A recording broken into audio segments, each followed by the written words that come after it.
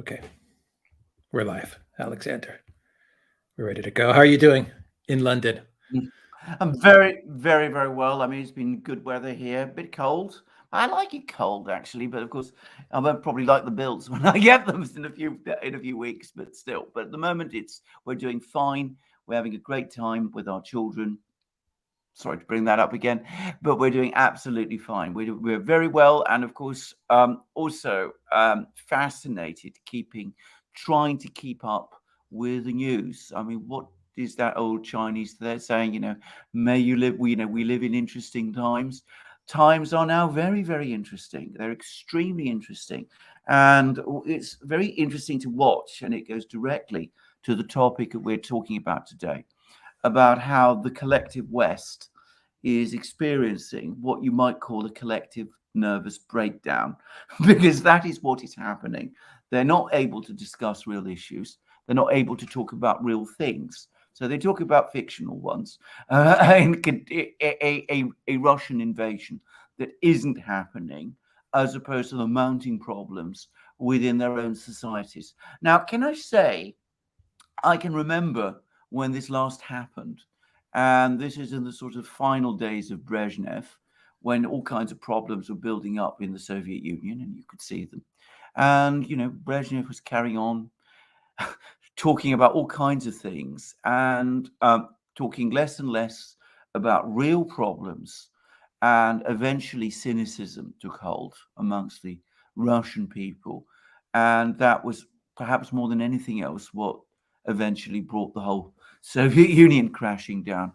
And, we're going through the same process. Maybe it'll take us longer because perhaps there's more goodwill behind our political systems and societies than the Soviets had within their society. And of course, our techniques of news management are more sophisticated. But ultimately, the same cynicism is going to build. You can't have people, up and down, going up and down a country like Canada in trucks and protesting and doing those sort of things, and the government pretending that something like that isn't happening. Yeah, it is really quite incredible. And that is the topic for today's live stream, where you have a real story taking place in Canada and no one's reporting on it.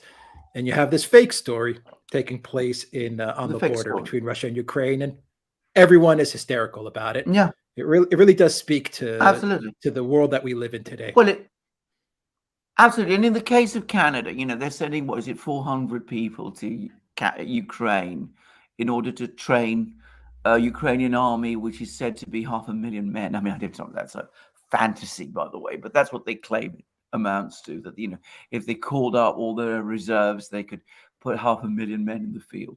But let's assume it's 50,000, which is probably a much more realistic number. You still can't train them with 400 men. I mean, that's an absurd idea. You could perhaps train a few special forces. But what are 400 Canadians going to achieve in this continental war of hundreds of thousands, assuming this continental war, which isn't even threatened, really takes place? The very fact that the Canadians are making these gestures shows, by the way, that they don't really expect a war to happen, because if they did, they wouldn't be putting 400 of their people in danger like that. So it's all fiction. It's all fantasy. It's what do you call it? Kabuki theater, intended to distract from the real things. Yeah, I agree. So look, let's get into it. We have a lot to cover today. We have an interesting topic, two topics, but I think they're very much related to each other. But first, let's say hello to everyone on Locals who's joining us for this live stream. And thank you for supporting us on Locals, and welcome everybody who is watching this on YouTube. I see that we have a lot of people in the chat right now. Everybody smash that like, hit that like on your way in. We would really appreciate it. And let's say hello to our moderators, Alexander, real quick.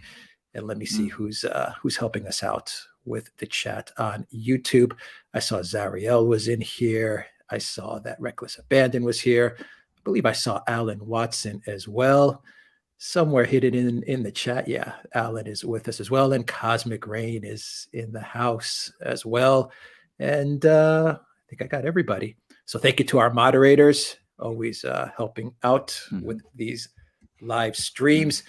And thank you to all of you for joining us on another Friday, wherever you are in the world, from Italia, from Canada, of course, because we'll be talking about Canada today, and the trucker convoy, and Prime Minister Justin Trudeau and his statement the other day from the US. A lot of people from the US and London calling as well.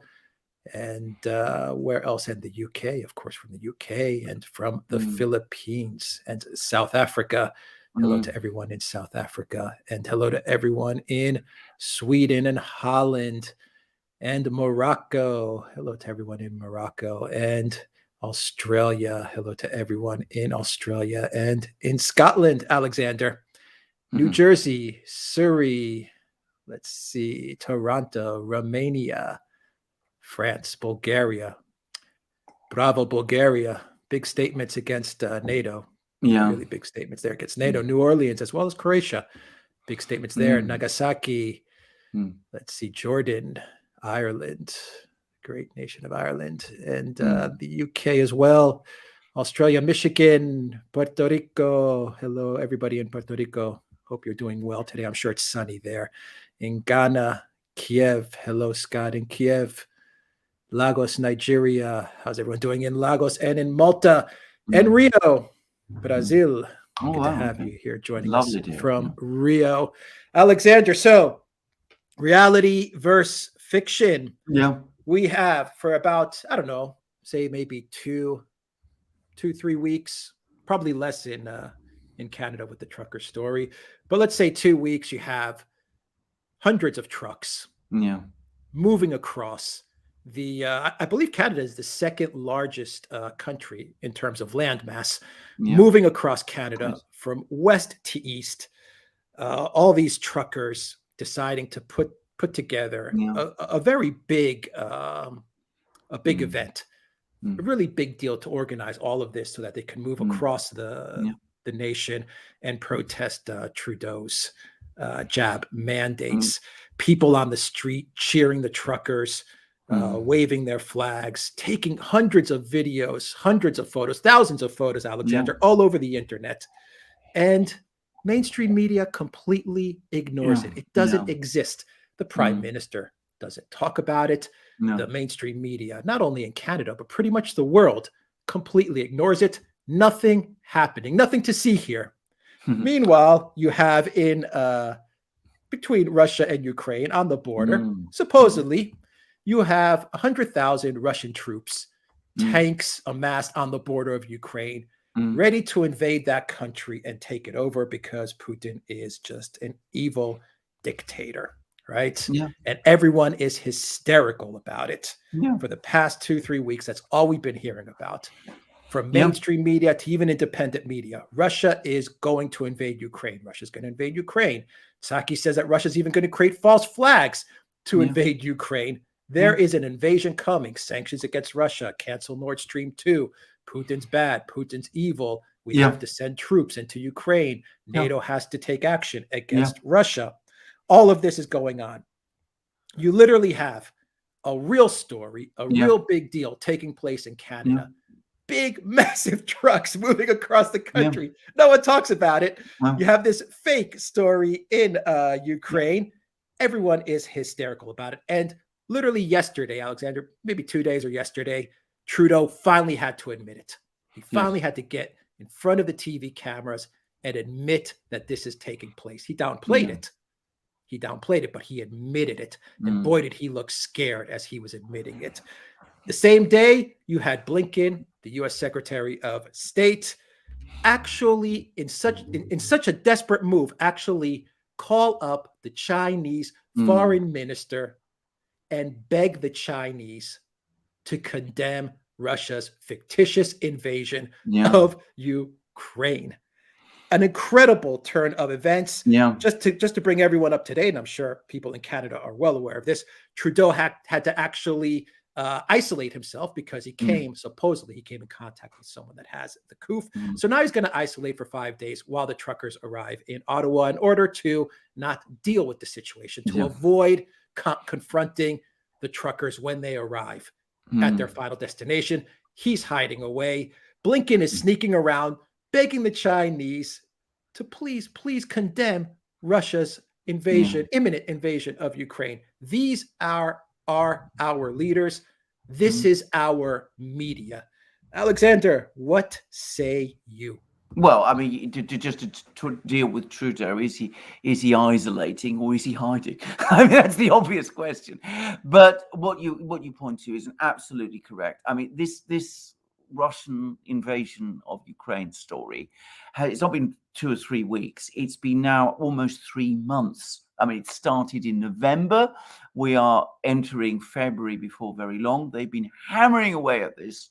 We've got the CIA director, Burns, touring Europe, Ukraine, Russia itself, by the way, showing off photographs of Russian troop concentrations, satellite photographs, except, of course, people check them because, of course, you can nowadays with Google Earth and all that. And they discover that these photographs of all these tanks and trucks and things that are supposedly there, that they've been cropped to conceal the fact that all these tanks and trucks and artillery pieces are lined up alongside what are standard barracks. In other words, they are forces that are already there. So this is a completely fictitious story about the Russian invasion.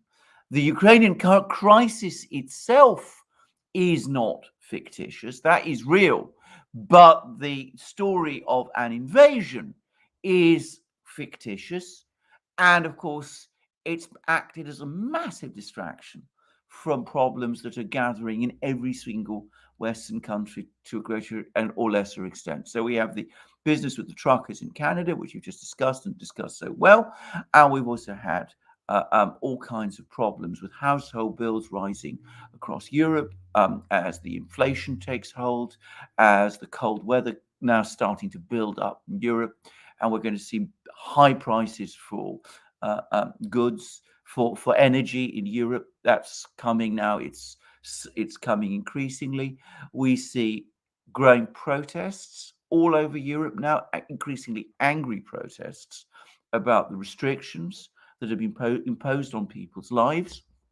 We see an unwillingness on the part of governments to basically accept that with the latest, I have to be very careful with my words, the latest variant, the narrative, the restriction policy has essentially lost its value. It can't really be promoted anymore. People just don't accept it any longer. So I mean, from that point of view, they don't want to talk about that either. They don't want to address that issue openly and straightforwardly and explain, what's happened. And of course, the result is, if you are in trouble, you have that. We all remember that film from long ago, 20 years ago, was it Wag the Dog, in which you create an imaginary war, a war that doesn't exist, in order to help a president, in that case a US president, out of his political problems. And I mean, we're now seeing that started as parody, the parody already based to some extent on the facts of that time, but now it's been taken to extreme levels. And you were talking about how things have slightly calmed down. Well, they have in a few places, but I got up this morning, and over my morning coffee, I was reading about how the British government was going around warning everybody about Russian cyber attacks. Stand ready for Russian cyber attacks that are going to take place from one moment to the next. Well, cyber attacks, no sign that anything like that is being threatened. But of course, as many of you, our viewers, will have noticed, I've been having constant interruptions to my internet service over the last few weeks. It's been getting, in fact, extremely aggravating. And on one occasion, I was cut off halfway through the video, and I've had problems, or even on live streams. And of course, don't talk about that. Don't talk about those sorts of problems. Talk instead about a fictional war, imaginary cyber attacks. Get everybody worked up and focused on that. and don't talk about the things that really matter. The only problem is I don't think it actually works. I think this kind of thing, um, far from persuading people, actually makes them angry, because of course they feel that their leaders have lost touch with reality and with their concerns. And I saw the latest polling figures for Biden's favorability ratings, and they've fallen again. I think they're now at 33%. Okay, so I'm actually going to go into the streams and get a lot of questions today. So we'll get a lot of questions from everybody today. Yeah. But real quick, Alexander, let's take a look at the three countries. Yeah. The UK, Boris Johnson has Partygate going on. Yeah. And what is he doing? He's talking up Russia invasion, nonstop of Ukraine. Yes. Yes. You have in Canada, you have this trucker convoy. Yes. Which now the whole world knows about. Even Tucker Carlson covered it last night. He even had one of the truckers on to interview them. Yeah. The whole world now is aware of this trucker convoy. They know the reasons for it. Yep. They're aware of what's going on in Canada. Yes. They're aware of Trudeau's mandates against truckers. No doubt it's going to really hurt the supply chain and the economy. For this, there is no doubt. But here you have this convoy, and what does Trudeau government do? It sends 400 troops to Ukraine. Trudeau goes into hiding. Biden's approval rating is at a miserable 33%, and I don't even buy that. No, I agree with that. I don't even buy that. I he is the worst U.S. president in history, and his approval numbers reflect that. Yes. And what is he doing? All he is doing is talking about Russia invasion, and Russia invasion. And the U.S. has big economic problems. Inflation, supply chain, all kinds of things are just going wrong inside the United States.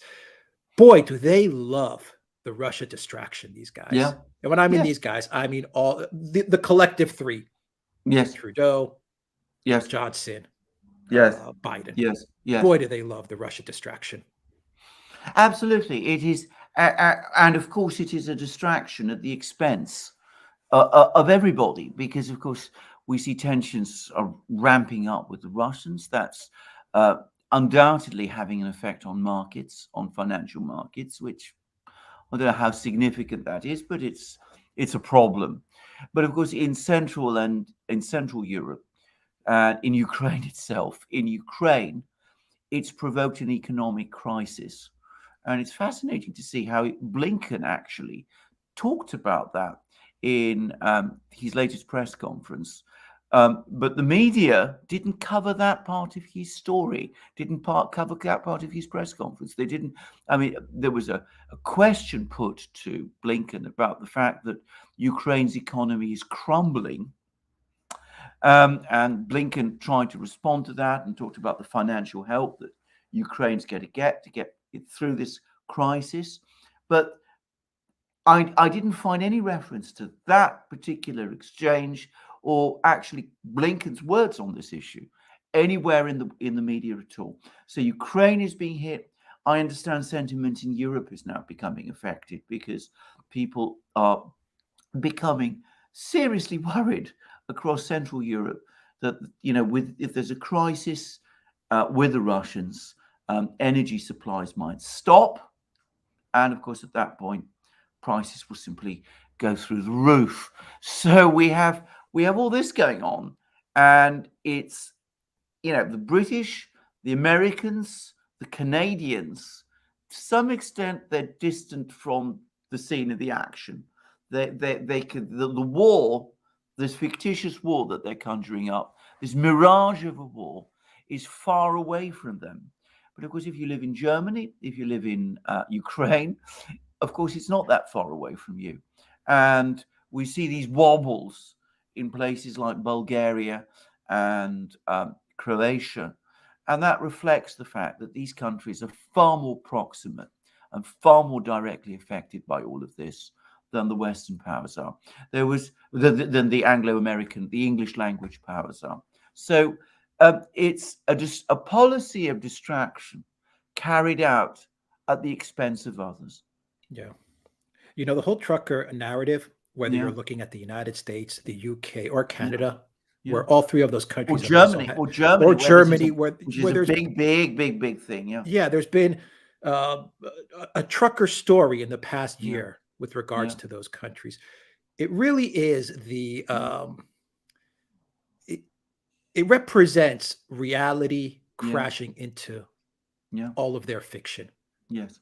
While the media and our leaders are just spinning all kinds of fiction, Yes. you have the reality of truckers and the work that they do, and the fact that when they stop working, economies just shut down. Yes. And that's the reality of Yes. the situation. Yes. While they're spinning fiction, whatever it may be, today it's Russia, tomorrow Ukraine, the next day it's everyone knows the fiction. I won't even go to everyone knows the fiction that I could start listing. When they start spinning their fake news, you have the reality of the truckers. And when they stop because they're just sick and tired of all the BS, well, then everything stops. Yes. And you've seen it in a lot of countries. I mean, you've seen it in the UK as well. You've seen it in a lot of countries, and now you're seeing it in Canada. Yeah. Exactly. It's all over the place. And you're absolutely right. It's in every country. By the way, I'm sure you remember that there was a time during the supply side crises that there was a lot of discussions in Britain about the lack of people to drive the lorries, about how the trucking community in Britain has disintegrated, how difficult and hard that work is. And of course, those problems haven't been solved. They're there too in Britain as well. And if you go to Britain, you also still see problems in shops. They're getting worse, in fact. I mean, there was a particular point of crisis a couple of months ago, and then things sort of went up again. But now they're getting worse. I mean, and everybody's affected by this. I mean, I've got things I've ordered which are taking months to deliver because of this problem of moving goods around, which is getting worse all the time. Yeah. Can you imagine if you screw around with the energy from Russia to Europe, what would happen then? There's been a brilliant article about this, by the way, by Ambrose Evans Pritchard, who is this complicated and strange commentator on the Telegraph, who is sometimes brilliant and on the nail and sometimes completely wrong. But on this one, he was absolutely on the nail.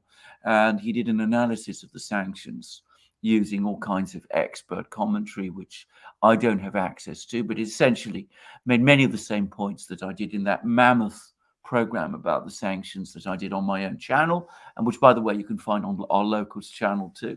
But anyway, he essentially corroborated all of that. But he also said that if there is an all-out sanctions war and the energy switched off, the gas flows switch off, it'll be the Europeans who will buckle, not the Russians. I mean, it's simply unrealistic to expect otherwise. If you add on top of all the problems we have an energy cut-off, I mean, the effect would be unimaginable. And even if only part of the energy that's flowing from Russia to Europe were interrupted for any length of time, because supplies are so tight, prices around the world globally are going to go through the roof. And all these attempts to sort of move around gas from Qatar and Algeria and all the rest, forget it. It's not going to make any difference. Or you're still going, if you take away, if you divert gas, which from Qatar, which is flowing to Japan, if you divert it to Europe, that means Japan gets less gas. Of course, it doesn't, because it's going to pay more to get more gas. All you're going to do is you're going to disrupt the global supply chain in energy, and that will push global energy prices up higher, including, by the way, in the US itself. Yeah. Trudeau caught the new variant, Convoy 2022. Yeah. He caught the convoy. Trudeau, I is one of those people. I mean, I struggle to be objective about. I mean, I find my emotional reactions to him are so strong that I find it sometimes very difficult to discuss him without, in my usual measured way. Let's put it like this. But please keep those kind of jokes coming because I love them. It's really incredible that he's kind of gone into hiding. I mean, it says so much. It's not incredible. It's entirely typical. It's exactly it's typical, but it's incredible. I know, yeah. But it just really speaks to the lack of leadership that's everywhere. Because then when you see Trudeau doing it, who's he's the poster boy of globalism, right? He's the last of the Obama rat pack, and he really is the last guy left. Yeah, absolutely. Everyone else is gone. Merkel's gone. Obama's gone. Renzi, Cameron, Hollande. They're all gone. Trudeau's the last one standing. Yeah. And he has to actually go into hiding. Yeah. It redefines leadership in a new way. I mean, it's postmodern leadership, isn't it? Or rather, I should perhaps say postmodern leadership for the virtual world, because clearly this is how leadership is now conducted. You stay heroically at your post, running things isolated in your basement.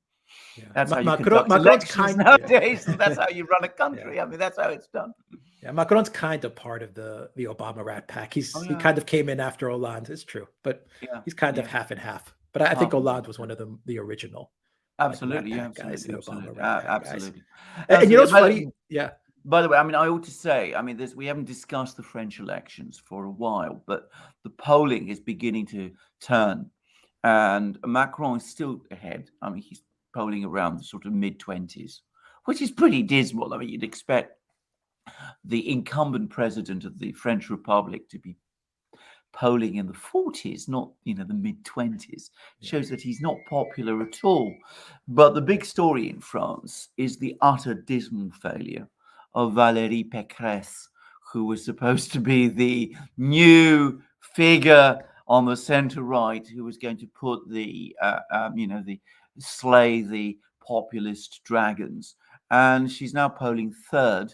And there's complaints about the fact that she's from her supporters, or maybe not her supporters, her controllers, if you prefer, who would say, that she needs to, improve her rap because she's not doing particularly well. So she is unraveling, and despite Macron taking this Gaullist position on the war with Russia, this non-existent war with Russia, a position he has to take, by the way, because it is one that is universally shared in France. It's not really giving him more support in the opinion polls. So we haven't talked about France, but France is actually looking increasingly interesting.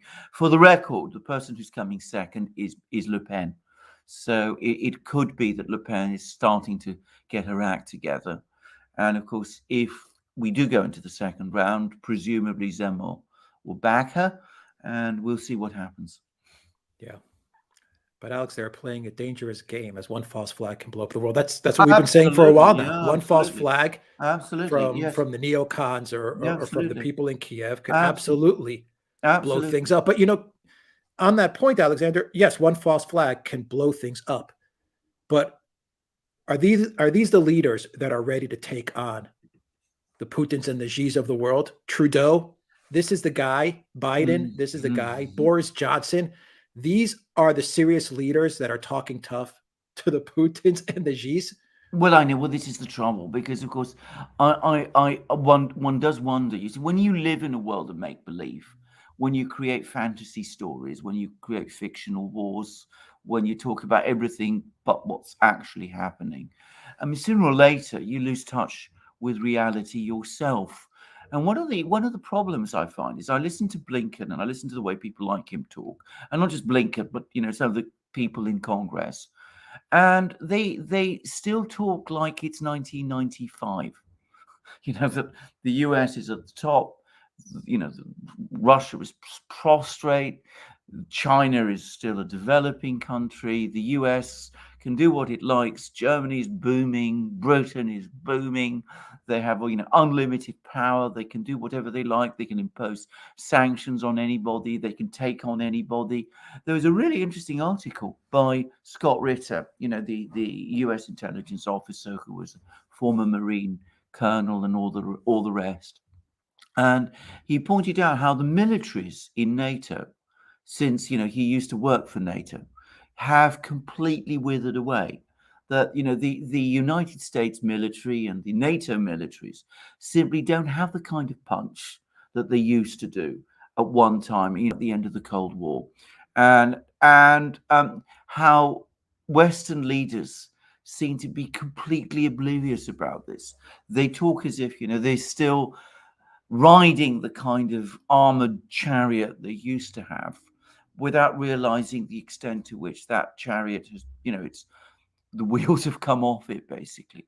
And I do wonder sometimes about whether people like Blinken, people like Biden, whether they really do think they can take on the Chinese and the Russians, seeing Putin in the way that undoubtedly they once could, whether they've caught up with the way in which things have changed, whether reality has really hit home on them. I don't know, but certainly it seems, by all accounts, Blinken got a really big dose of reality when he telephoned Wang Yi yesterday, and got an absolute smash up from the Chinese. And we're going to see more and more of that. I mean, he's consistently outmaneuvered by the Chinese. He's consistently outmaneuvered by the Russians. I mean, we've now had an account from Lavrov himself of his latest discussion with Blinken, in which, how Blinken wasn't able to answer questions, clearly wasn't briefed. Lavrov asked him a question about the Istanbul and Astana declarations, and, all Blinken could do was shrug, didn't have an answer. Yeah. What makes someone like Blinken actually think that they're going to call the Chinese and the Chinese are going to say, "Oh yeah, Anthony, absolutely, we'll condemn Russia's imminent invasion of Ukraine. We'll condemn it, absolutely, no problem." I mean, what kind of delusion do you have in order to make that call, or what kind of desperation must you have to make that? Which one is it? Is it delusion? Is it desperation? Is it a combination of both? Because while this was going on, and this is what gave the title of today's live, while this was going on, I watched Trudeau giving his press statement, and on the one side of it, he's completely frightened of what's taking place in Canada. I mean, you could see the fear in his face. Yeah. At the same time, though, he's saying this is just a fringe group. Yeah. I mean, I'm trying to understand what the hell's going on in these people's minds. Absolutely. Well, quite true. But let's talk about Blinken. Why did he call Wang Yi? I mean, incredibly crass and stupid thing to do. I think there's a very simple explanation to this, which is that when the US gave its written replies to the Russians, and here, by the way, and this is a point which I want to just touch on briefly, we might discuss it more later over the course of this program, but Lavrov's response to that has been completely misrepresented. It's been implied that Lavrov indicated that he thought that these written replies might be a basis for discussion and that there would be further discussions in future. I've actually checked Lavrov's statement and he said no such thing. In fact, he seemed to suggest the opposite. But anyway, after the US gave its written replies to the Russians, a Russian official tweeted that the Russians were going to look at this and prepare their own responses, and we're going to consult China. And I said this is I got this information during my own live. Somebody pointed this out, and I said this is a massive thing because it's the Russians acknowledging more than at any other time that the Chinese are their ally and that China is taking an interest in events in Europe as well as in the Pacific. And just as the Russians support the Chinese in the Pacific, now the Chinese are supporting the Russians in Europe. Anyway, I said that this would spook the Americans. This is on my own live on Wednesday when I saw that. And I think that's exactly what happened. I think the Americans saw that. I think Blinken saw that. I think it spooked him. And I think exactly as you said, in a panic, he telephoned Wang Yi to find out what this was really all about and to see whether Wang Yi was really as supportive of the Russians as that Russian tweet appeared to suggest. Didn't realize, I think, that the Russians were trolling him when they put out that tweet. But anyway, he panicked, called Wang Yi, and of course, he was absolutely chewed up by Wang Yi, who made it absolutely clear that China does indeed back Russia over this issue. So it was a crass and stupid call, one made in desperation, one made in panic, one also made in the world of delusions, because as you absolutely rightly say, a more mature leader, Blinken is 60, but he looks to me sometimes like he's 16, to be honest. Certainly in this issue, in this level of diplomacy, he looks like an adolescent amongst adults. But a really mature leader, a mature foreign minister, would have understood that the thing you do when you see these sort of tweets is you pay no attention to them. You focus on the main issue, which is your discussions with the Russians. You don't fall into the trap of calling China, thinking that you can get the Chinese to change their minds on an issue like this. And he should have realized that all that would happen would be that the Chinese would trample all over him. And that's, of course, exactly what happened. Yeah. Boy, did they trample all over him. Let's see. Australia Defense Minister and prize clown Peter Dutton has branded the Russian President Vladimir Putin an aging dictator. Yeah. Becoming more and more irrational. Yeah. He would know. Well, you would know exactly. Well, quite. That's actually a very good point, because can I just say, since we're talking about dictators, the Russians have been essentially doing away with most of their restrictions. There was actually a decision that, these variants, there really isn't any point in them anymore. So they've been doing away with all those restrictions. Of course, the Australians persist with them. And no passport either, they said. Absolutely, exactly. Yeah. It was exactly. So, if you want to talk about where the restrictions are greatest at the moment, which country perhaps resembles a dictatorship more, if you want to go down that route of argument, well, Australia is much closer to that situation at this moment in time than Russia is. But anyway, these are just silly comments. They are the kind of ludicrous comments that officials in the West make far too much. And note, by the way, that when the Russians talk, if the Russians or the Chinese say the same about Western leaders get very upset and angry about this, talk about Russian coarseness, they complain about Chinese wolf warrior diplomacy, for example, when the Chinese talk, in that kind of fashion. They don't like it when it's addressed to them, but they think that they have an absolute God-given right to say these absurd and insulting things about the leaders of powerful countries, like the Australian Defense Minister has just said about Putin. Yeah. I hear a little bit about the Donbass republic's actual say about their situation and what they want for their future. What are they saying about Kiev, Moscow, and the West? Well, of course, the reason you don't hear much about this is because, of course, the Western media pretends they don't exist. They don't want to talk about these people. They don't want to admit that they have any agency at all. There was a big article about the Ukrainian war in Foreign Policy, which is this massive foreign affairs, this big US magazine, which is the foreign policy organ of the US establishment. And in it, it acknowledged that the militia in the Donbass, which has been fighting the Ukrainian military, is overwhelmingly Ukrainians. It's people, East Ukrainians, who've taken up arms to defend their homes, not Russians, not Russian soldiers at all. So you'll find things like that in specialist magazines and newspapers. But as far as the Western media is concerned, the mainstream media, as far as Western governments, these people don't exist at all.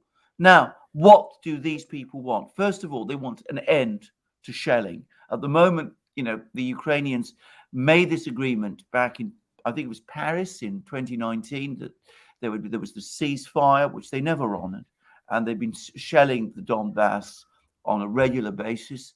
There's been more negotiations again in Paris. Maybe at some point they will. The Ukrainians have repledged themselves to those ceasefire arrangements. We'll see whether they carry them out this time. So they want an end to the shelling, and most people in the Donbass, I think, probably, if they were given the option, would vote to leave Ukraine. But at the very least, what they would want, if they can't get outright secession from Ukraine, they would want the kind of enormously broad autonomy that they were promised would be the result of the negotiation process that was set out in the Minsk Agreement back in 2015, which Ukraine signed, the Ukrainian president Poroshenko signed, and which all the Western governments, Germany, France, the United States, Britain, all of them voted for when it was put to the UN Security Council and was confirmed in a UN Security Council resolution. So that's, I think, what they want. They want to be left alone. They want to be able to build up their own societies, to live peaceful lives, to be able to talk freely in their own language, which is Russian. And they want all those rights, which are the rights which everybody has, to be respected. And of course, the problem is that the Ukrainian government won't acknowledge those rights. And in the West, these people, to all intents and purposes, don't exist. They are, in effect, the forgotten people of the Ukrainian war. I love how in the United States, the Democrats go on and on and on about the vote and disenfranchising people's votes and their right to vote and all of this stuff that we've been hearing as well for like the past, God knows, they say a month or so. And even Biden, gets all furious about, disenfranchising people from voting, right? The vote is so important. The democracy is so important. No one talks about the fact that people in Ukraine, they voted for a president. And that vote was democratic. You had international observers. They saw the entire election. Yanukovych won. And that was the person that was a president. That was the person that they voted for. And then they took their vote away with a coup via Obama and the European Union. I just love how they don't even address that. Oh, no. These people voted for someone one day, and then the next day, that person is overthrown in order to put not even Poroshenko. They actually had to put a couple of other people in place before they even got to Poroshenko. Completely disenfranchised their vote. Well, absolutely. And of course, that is the root of the Ukrainian crisis. I mean, those people who voted for Yanukovych, maybe without much enthusiasm, by the way, but, he was the only person that they had who in any way reflected any of their views. But those people who voted for Yanukovych and who continued to support him, by the way, right up to the moment of the actual coup, their vote was disenfranchised. They were extremely angry and upset about this. And if they were in Crimea, well, they were able to secede. If they were in Donbass, well, they wanted, as I remember, what they were asking for originally was autonomy and federalization of Ukraine. And of course, the Ukraine instead sent its army there after consulting with the US and after a cabinet meeting in Kiev chaired by none other than Joe Biden, who is now so exercised about the right to vote in places like Georgia and various places up and down the United States. So again, as far as the West is concerned, these people in East Ukraine don't exist. You can't reconcile these 2 points. You can't say that people have a right to vote in the United States and they don't have a right to vote in Ukraine. You can't be straightforward about these things. So what do? You don't talk about them. Yeah, exactly. Let's see here. Let's go into the chat and the super chats and locals. Steyos. Hey, Alex. Steyos from Hong Kong. All right. My friend Steyos from Hong Kong. Enjoying following you both. It struck me following the Ukraine saga while also reading the Chinese take on things. So Alexander Stelios is a good friend of mine, and actually saw him when I was in Cyprus, and we sat down for a coffee. He's been living in Hong Kong, I believe, for 7 years now, Stelios, I believe. But he gave me some really interesting insight on what life is like in Hong Kong, and a lot of the politics and the outlook on the world as to how people in China and in Hong Kong see things. So Stelios, keep strong in Hong Kong, and it's great to have you here with us. Let's see. Brian, thank you for your super chat. Dominique, thank you for your super chat. Megawatt, thank you for your super chat. We really appreciate it, guys. Nitswitch says the propaganda the West spewed out since too long now. This lies the West tells to himself now becomes their reality. One should celebrate this and joke about it, but the following consequences could be too severe for a laugh. Absolutely correct. And because, of course, the more lies you tell, the more you lose touch with reality, and the more difficult it becomes to formulate policies, make decisions, and you can lurch into all sorts of terrible things.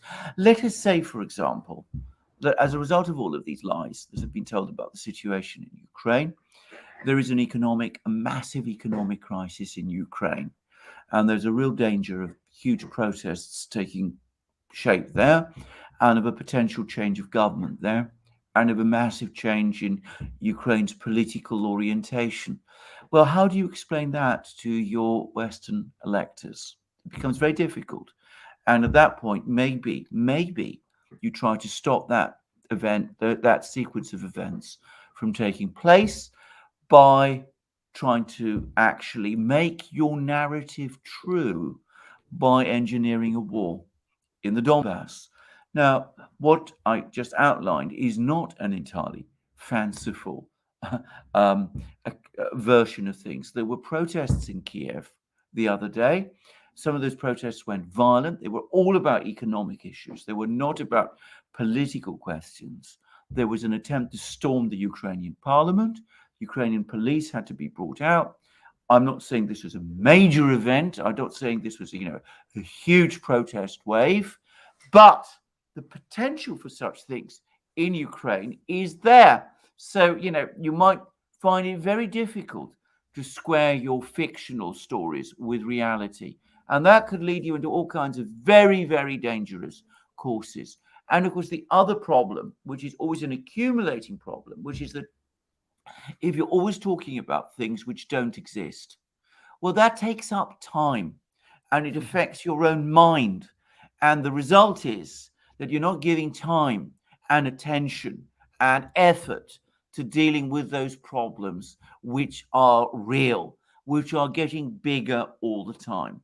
So you don't deal with supply chains. You don't really address the problem of inflation. You don't look at the problem. Exactly. You talk about, you talk about it being transitory. You don't really look at, if you're in the United States and in other countries too, but in the United States, I know education is a big issue for many, many people. You don't look at the problems in schools, in universities, in those sort of things. You don't talk about those things because, of course, your time is wasted making up fantasies about things which don't exist. And it's a very dangerous state of affairs, and it's what we're into. Yeah. It's just a small fringe of Canadians. Just a small fringe, everybody. Absolutely. Nothing to see here. Yeah. No protest taking place in Ukraine. None whatsoever. Yeah. Let's see. Steyo says, I was saying that the Chinese and Russians could be coordinating to spread the Americans thin across two fronts, never allowing them to concentrate and regroup sufficient power in one place. That's exactly what they're doing. That is exactly what the Russians and the Chinese are doing. That's why you have, and they're able to do it. They have bigger resources. They're more manpower, more weapon systems. Or if you take them in aggregate, the US can outmatch either China or Russia for the moment.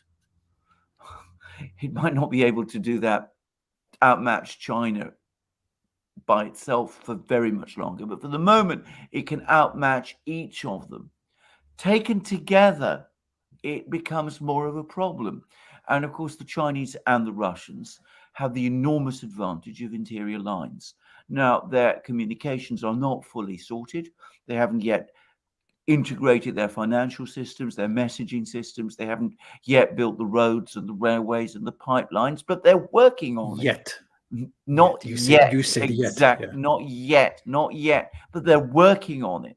And there is, as any strategist will tell you, enormous advantage to having interior lines. It means you could send things from one end of, this mass, this vast Eurasian mass, from one end to the other at incredible speed. We just had another demonstration of this, by the way, with these military maneuvers that are taking place in Belarus. And there's been a lot of talk and misunderstanding about this. The point about those maneuvers in Belarus was not that they were there to threaten Ukraine. It's that they were another demonstration of the ability of the Russians to move forces from one end of their country to another at incredible speed, because the forces, the troops that are the Russian troops and equipment that's been deployed for these maneuvers in Belarus has come from the Far East, from places close to Vladivostok. They've been able to move them around at incredible speed. And before long, if the Chinese join in this, which they will, be sure that's going to happen, then, of course, the problems begin to mount.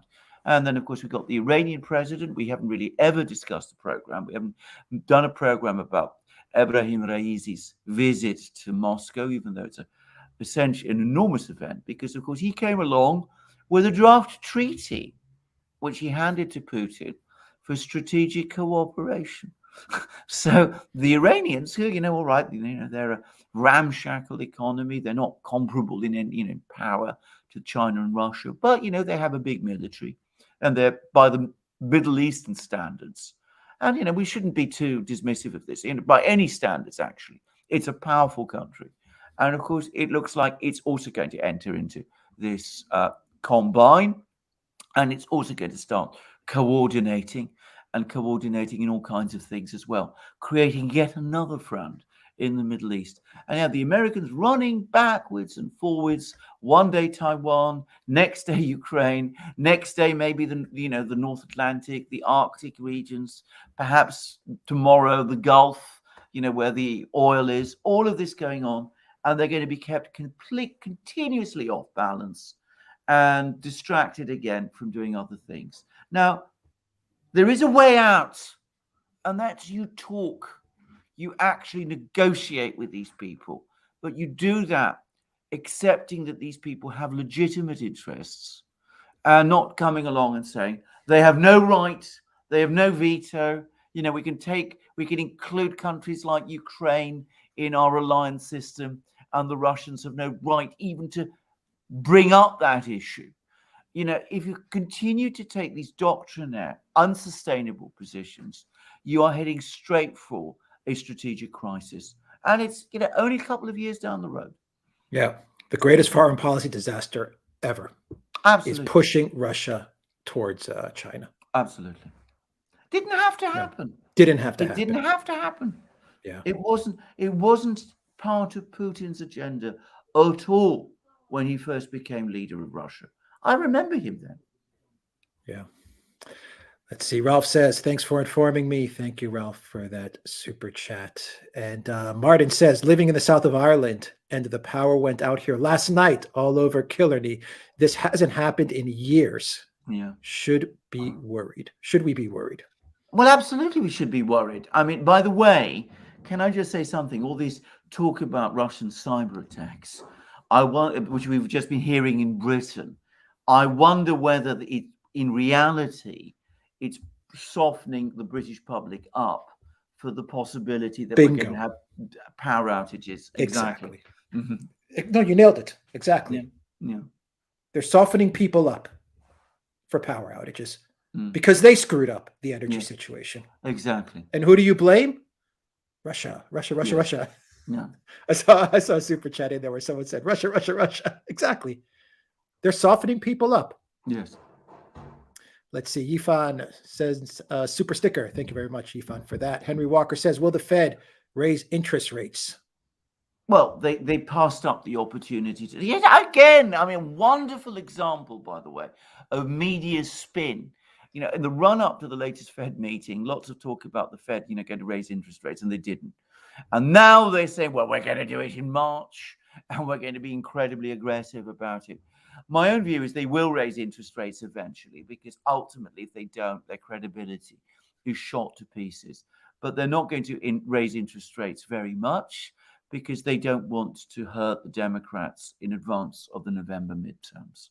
And I think covering for Biden. Totally politicized Fed, Covering and for that's the reality of it. Yeah, they're covering for the Democrats again at the expense of the country. At the expense of the country, because the US needs higher interest rates now. We haven't. I mean, I'm far from being, somebody who says interest rates should be put up all the time. People who follow my commentary, who've been following me for over many years, will know that I was, for many years, very, very critical of the Russian central bank for keeping interest rates too high in Russia after the 2014 crisis. So I'm not, an interest rate addict, but I do believe that interest rates need to match market conditions, and they're not doing so at the moment. And the Fed has been putting off doing it, and they're now mumbling about how they're going to raise interest rates in March, and I presume they will, but of course it won't be by enough, because they don't want a recession, because a recession will damage the Democrats in advance of the midterms. It will spoil the story about the booming economy, which is what the Democrats, more fiction, want to win the election on. And the result will be higher inflation, higher prices, worse cost of living crisis, and of course more problems, more debt problems, and more bubbles in the financial system. Yeah. Alan Watson says the BBC are constantly on about coof tea parties at number 10 or how bad Russia is. Well, that's right. I agree. I mean, again, this is the other thing. I don't want to excuse Johnson. I think his behavior has been, both hypocritical. Let's be straightforward about it. His pretense that he didn't understand what the rules were. He was the person who was going on television, broadcasting to the nation and telling the nation what the rules were. So he doesn't even know what the rules were, which he's telling everybody else what they are. It's ridiculous. I don't want to defend Johnson.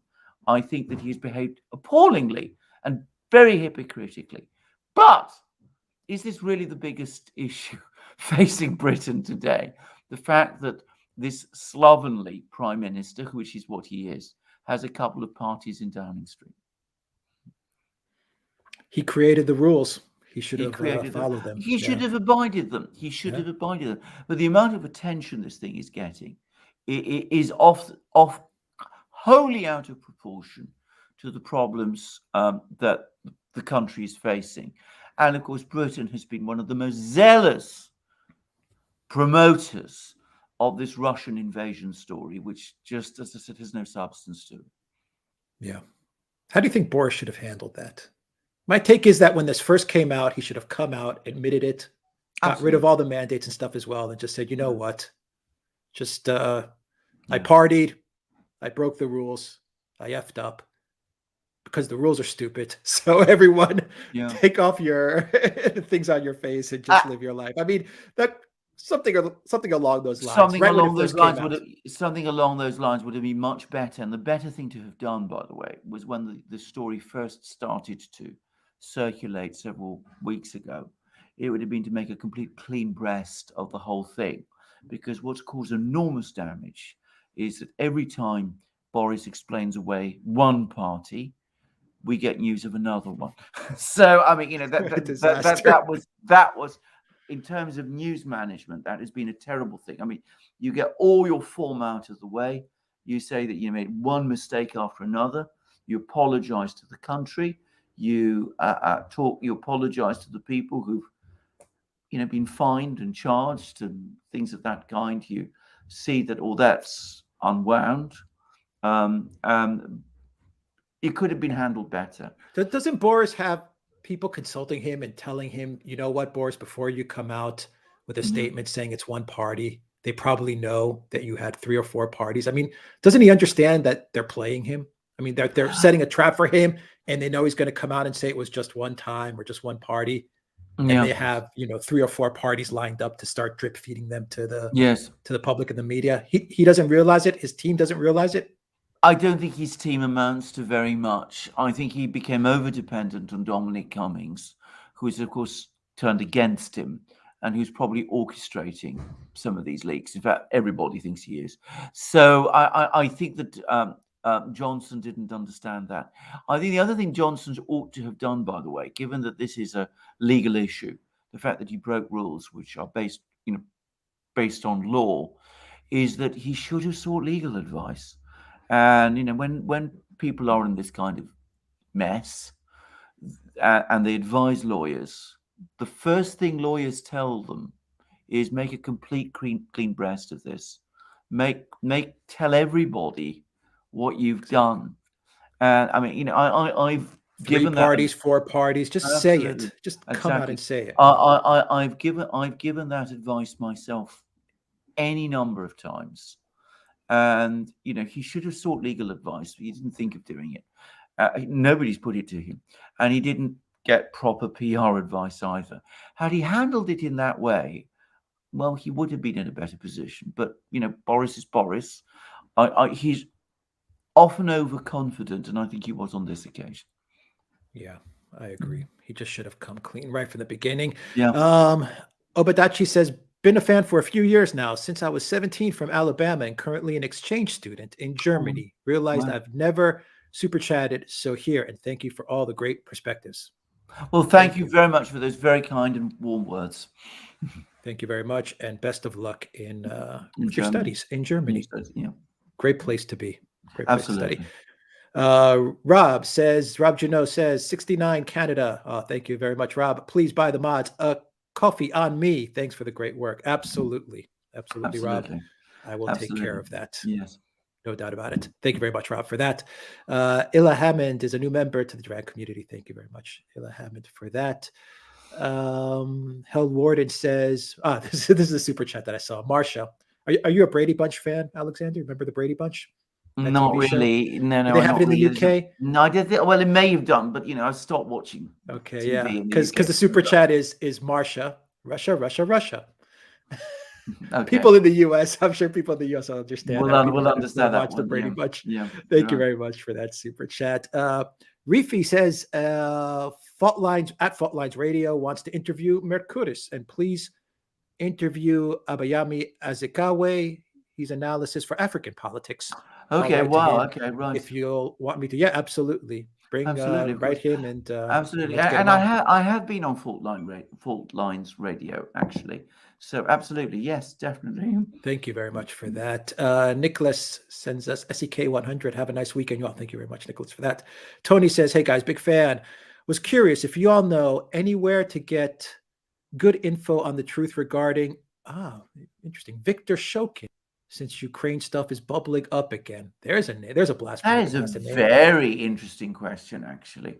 Where to get good? And Victor Shokin, just for some background, he's the guy that Biden was talking about when he was in that famous video, I believe, the Atlantic Council, where he said, "And they fired the son of a bee because I didn't give them $6 billion." Yeah, that's the Victor Shokin. Yes, that is being referenced. I mean, the place to read all about him is Real Clear Investigations. The journalist we used to, when there was that American journalist, brilliant journalist, you remember him, Alex, who was writing all those brilliant pieces, who went to Ukraine, who did all the investigations there. His name, I've just missed his. But it's Real Clear Investigations is the website that covered all the stories about Shokin. U.S. journalist or UK? American journalist. He's an American journalist. Goes a lot on. He used to go a lot on Fox. Was very, very prominent during the first impeachment, and had all kinds of problems. I believe Paul Spare. No, it wasn't Paul Spare. He was on the Hill at one time. He was writing for the Hill. Okay, and anyway, maybe someone in the chat will let us know. Can't remember his name for some reason, but there you go. Oh, you can't remember everything. Solomon. Solomon, that's the man. Thank you, Ben. Yes, Yes, Thank you, Ben. yes, Solomon is the man. So he is the best person to go to get a sense of the Viktor Shokin story.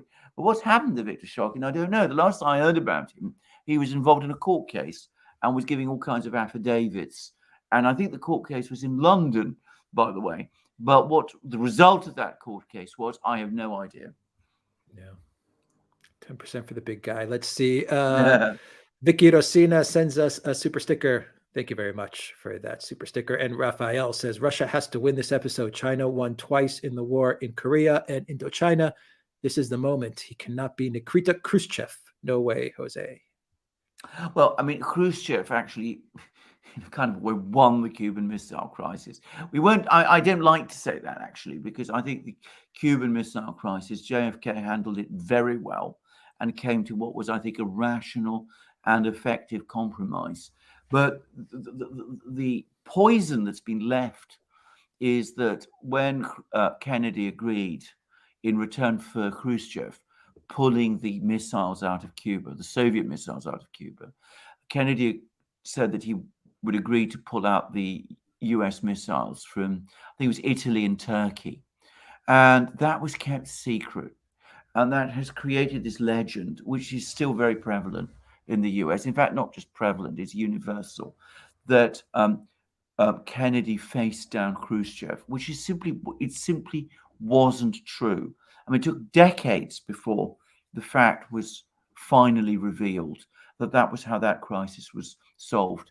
Now, that's history. So if we look at today, the Russians will win this, but don't think that this is exactly a repeat of the Cuban Missile Crisis. This is going to be an incremental thing. We're going to see the dialing up of pressure gently, day by day, week by week, month by month, year by year. We're going to see the Europeans struggling with their gas supplies because the Russians are withholding gas from the spot market. We're going to see more military exercises, more military deployments, more arrangements with the Chinese, all of that sort of thing, until eventually the pressure just becomes too much and the Americans sit down and talk. That was what happened. The last time we've been in an analogous situation was in the 60s, when the US got bogged down in all kinds of things. The Soviets were building up the pressure. They were building nuclear submarines. They were building ICBMs. They were doing all those sort of things. And eventually the US did what it had not wanted to do previously in the 50s, for example. What would have been unthinkable in the 50s was sit down and negotiate strategic arms limitation with the Soviets and agree to the Helsinki agreements in the mid-70s and that whole process of détente. And I think that's where we're heading to again. Yeah, and as Russia keeps on turning up the pressure, what you're going to see is the fragmentation and the eventual end of NATO. Absolutely. Slowly. It's not going to happen tomorrow, but piece by piece, NATO's going to break apart. It's going to break apart. Exactly. And this is a point that Alex made in a program. It'll be up this recently. weekend. Yeah. Exactly. To be up this weekend. And it's a brilliant piece. And I urge you to watch the program about how NATO has overinvested in Ukraine and how it is, in fact, NATO that is at risk in Ukraine, not Russia. Yeah. But watch that program and you'll see it there. We'll get up this weekend. Alex, how's the snow in Athens? It is melting. Alexander, your quick thoughts. I'll get to more questions. Your quick thoughts on Croatia and Bulgaria taking a very public stance with regards to this war, because they're countries that obviously won't get involved. I mean, I'll tell you right now, Greece will not get involved, but they're not going to come out and say it. In this case, you have Croatia and Bulgaria openly saying, we don't want this. Indeed. I mean, I should say in Croatia, there's a split because, of course, the prime minister there is an ardent pro-NATO Atlanticist. So he's gone against the president. But I think the president does definitely reflect the predominant view in Croatia and in Bulgaria, which I know reasonably well, by the way. I've got family connections there. In Bulgaria, I think the sentiments are much stronger and more clear-cut. They do not want to get involved in some kind of a war against the Russians. But Russia, of course, was the country that liberated Bulgaria from the Ottomans. You only have to spend some time in Bulgaria to know the effect that has. And Greece, it's the same. So, we're going to see more and more countries peeling away. And going back to that article by Ambrose Evans Pritchard in the Telegraph, he acknowledges this. He says, this isn't going to hold together. It cannot hold together because it's an unwieldy beast, and it's on a mission to nowhere. And if we really get into a sanctions war, you will see NATO crumble. Yeah. Rainy Step says Trudeau has a horrible variant. It's called I am a con. As I said, please keep those jokes coming. Well said, Rainy Steps. Trudeau has I am a con variant. Well said. Sparky says establishment media ignores truckers as if they were yellow vests. Very good analogy. Absolutely. Sparky, truckers and the rest of us should wear yellow vests. Viva les gilets jaunes. Gilets jaunes.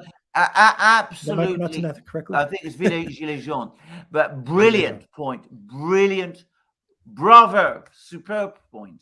I mean, exactly. the way in which the yellow vest thing was completely suppressed and completely misrepresented in the Western media was just, to the extent that it was even reported, it is remarkable, and it has left a massive legacy of bitterness in France. Yeah. What we're seeing right now in Canada, well said, Sparky, is very much like what we saw with the yellow vests. Correct. Yeah. Anatoly says, have people not become resilient to false flags? Oh, I think increasingly people are becoming more and more cynical about false flags. And, it's fascinating to see how, whenever the topic of false flags used to come up in Syria and whatever, you had all the Americans and the British and all these people say, oh, nonsense, this is conspiracy thinking. And now, of course, they themselves are talking about false flags when it's convenient for them. And it's now the Russians who are supposedly planning false flags in Ukraine. Not a shred of evidence, not a particle of evidence, by the way, has been produced to suggest that there's any truth to that claim.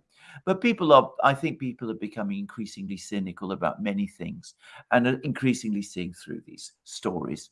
And I think that that's inevitable, and it will grow greater. I mean, I haven't got the figures to hand, but I saw some of the polling data recently. And in Britain, in the United States, the credibility of the mainstream media has crashed.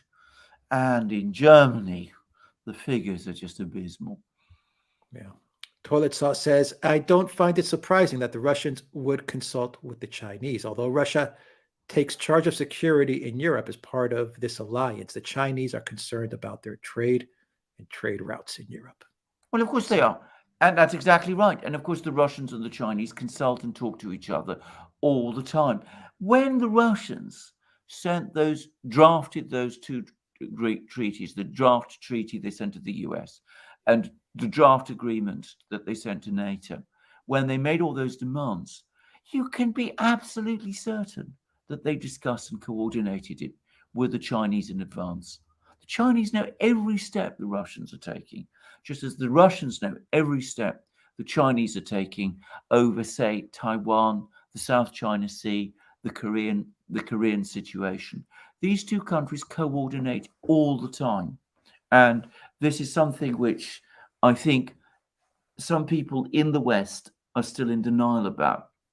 It's rattled Blinken because for the first time he, was faced with the reality of it, which is why, as I said, he made this panic-stricken, stupid telephone call to Wang Yi. But it goes on all the time. And as I said, I remember reading a report somewhere that Putin and Xi speak on the phone with each other every week. Now, that may be an exaggeration, that may be an overstatement, but I am sure they talk lots. And that's Putin and Xi. And there is contacts and discussions go on every level between the Chinese and Russian governments. Yeah. That should be what the US president should be doing. Well, indeed, absolutely. I would add, by the way, and this is just to quickly add to that, it is officially known that there are Chinese military officers at Russian headquarters in Russian General Staff headquarters, Ministry of Defense headquarters in Moscow, and that there are Russian military officers in the Chinese Ministry of Defense in Beijing. So they coordinate at every level. And as you rightly said, that's exactly what the US ought to be doing too. But of course it doesn't. Yeah. Black Tie says, thanks, chaps, in a super chat. Thank you very much for that super chat, Black Tie. And Nicholas says, how powerful is the 100,000 professional Russian troops in comparison to conscript regular NATO troops in number? I'm not even going to make a comparison. I mean, to be straightforward about this, if there was a war, a conventional war, which it's not going to happen. I mean, there's no way that the Russians are going to roll into NATO tomorrow. I mean, that isn't going to happen. But let's say that some idiot in NATO ordered West NATO troops into Ukraine during a war there, and that some countries were stupid enough to send their troops, Western troops, into NATO against the Russian army. They would be cut to pieces. I read a piece in the Washington Examiner. Now, the Washington Examiner is a neocon rhino outfit, and even it admitted that the US could not impose air supremacy over the Russians in Ukraine, that the Russians would outmatch the US even in air power in Ukraine. But if you're talking about infantry, they would be cut to pieces. And it's not just a question of the fact that the Russians are professionals, and some, no, not all, but some NATO militaries are largely made up of, are still heavily reliant on conscripts. And by the way, I should explain that with the Russian army, Russian regiments or brigades are divided into 3 battalions. 2 of them, which are the fighting battalions, are all volunteer professional troops. The 3rd is conscripts who are training in order to be made available into the reserves in the case that there's an all-out war. So in an actual battle in Ukraine, it would be professional troops you'd be taking on, not the conscripts that serve in the Russian military. But anyway, that's an aside. But if there was a battle there, it's not just the fact that the Russians are professionals, that some of the NATO troops are conscripts. It is, and this is a point where, again, Scott Ritter is extremely useful and valuable, that the Russians train in large operations. They train at corps level in carrying out combined arms operations. NATO militaries rarely train above the regiment level anymore. So the Russians are honed in this kind of large-scale warfare, which NATO armies just aren't really equipped to handle anymore. Yeah.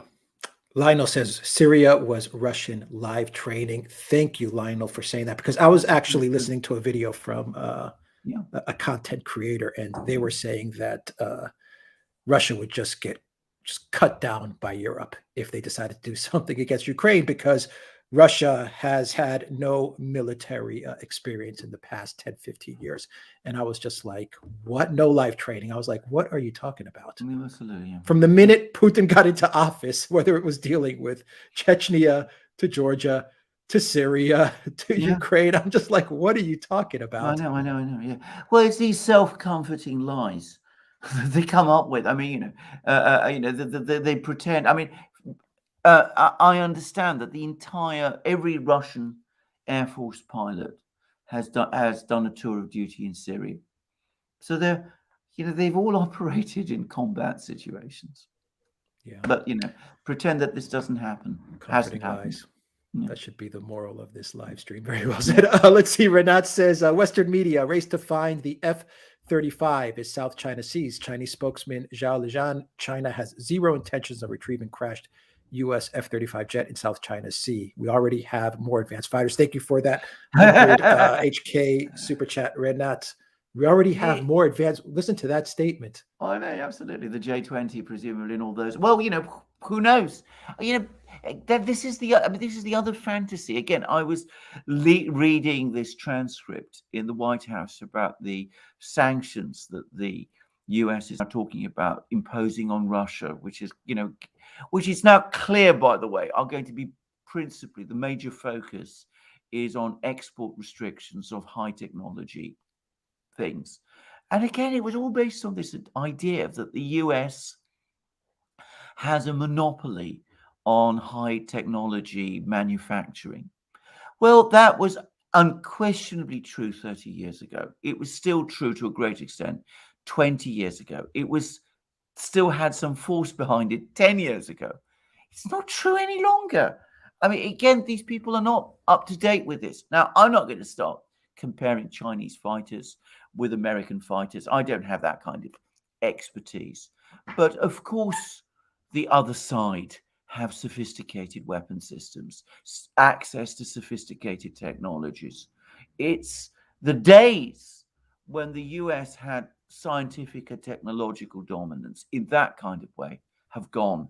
And the sooner people in Washington understand that, the better. If the US wants to regain scientific dominance, well, it needs to carry out major changes to its education systems and its training systems. And of that, there is no sign. Yeah. Get rid of all the woke stuff. Absolutely. Care to debunk the little green men in Ukraine, Alexander? You care to debunk that? Can I just say, No. more narrative spinning, little Yeah. green men, weapons of mass destruction, moderate rebels in Syria. It's just more script writing, little green men. Absolutely. Well, this originated in Crimea, where, of course, the point to understand about the Crimean events in 2014 is that the Russians were indisputably there because they had a major military base in Crimea. I mean, there was never any attempt to conceal the fact that the Russians were present in Crimea itself. In the Donbass, in the war in the Donbass, the word I've heard, and I believe this, is that, yes, when there was fighting in 2014, Russia was indisputably involved. The Russian artillery helped the fighters in the Donbass. They were firing massive amounts of artillery from across the border. I'm sure that is true. And of course, the Russian government gave the green light to the huge numbers of men in Russia who are trained in war, who fought in many sorts of wars, who are deeply nationalistic and patriotic, and who went across the border into eastern Ukraine to fight there.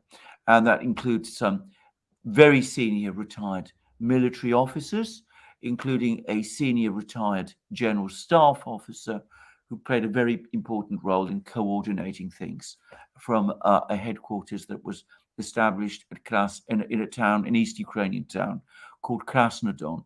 And that played a very important role in turning back the Russian offensive. But these were overwhelmingly retired people who, who'd served in the military, people, in their 40s quite often, not actual serving soldiers. That was what I heard. And yes, the Russian government knew about them. Yes, the Russian government facilitated them going there, but it was not quite the way it was represented. And as I said, foreign policy is mainstream US magazine of the foreign policy establishment has acknowledged that the militias in the Donbass are overwhelmingly made up of local people, of East Ukrainians. Yeah. I just love the term that they use, though, the script writers in DC, probably Hollywood script writers in DC, when they come up with terms like little green men. Yeah, obviously it's the Martians. Martians to signify some sort of outside invasion into the country, aliens that are not wanted by the local population. And there you have the Russian little green men. Exactly. I mean, I would add, by the way, it's just all spin. It's all media spin and lies. Absolutely, absolutely. I mean, I would add, by the way, that there are Americans in the front lines in the Donbass on the Ukrainian side. That is, the Baltsevo. I've read that one of the reasons Merkel frantically called Putin in order to come to the Minsk agreements was because there was lots of NATO soldiers trapped into Baltsevo and they were about to get, done for. And she was panicking. Absolutely. I've heard the same. I haven't heard the same. I know it to be true, actually. So, I mean, there was an awful lot of that going on, and there is an awful lot of that still going on. Yeah. Media spin. Let's see. David Bauer says, for Blinken, the world hasn't changed since he wrote his senior poli-sci thesis. Thank you, David, for that. I actually think you're probably right. Absolutely. Yeah. Unfortunately, you're probably right. Let's see. Anatoly says, a stream about Hong Kong with your friend. That would be cool. Absolutely. It's always great to learn about what's going on in China from people who are there. Yeah. Let's see. Elena Diaz says, did Russia get reparations from Germany for World War II? I've never heard they did. If not, isn't it past time they pay? Also, yesterday, Leningrad Siege Remembrance Day. Putin looked very somber. Absolutely. So, and by the way, one of the most moving places in the world is the Piskarovskaya cemetery in St. Petersburg, near St. Petersburg, where hundreds of thousands of people who died during the siege of Leningrad are buried. And it's an extraordinary place. It's intensely moving. And you see all the people who visit it, and it really does affect you when you are there. It's a remarkable place. And just to say, I mean, Leningrad, St. Petersburg, Leningrad withstood this extraordinary siege during the Second World War. By some calculations, 900,000 people died of hunger, but the city never surrendered, and it was in fact eventually liberated. But well, the siege was broken by the Soviet army. But the thing is that St. Petersburg itself, it's still heavily marked by the siege.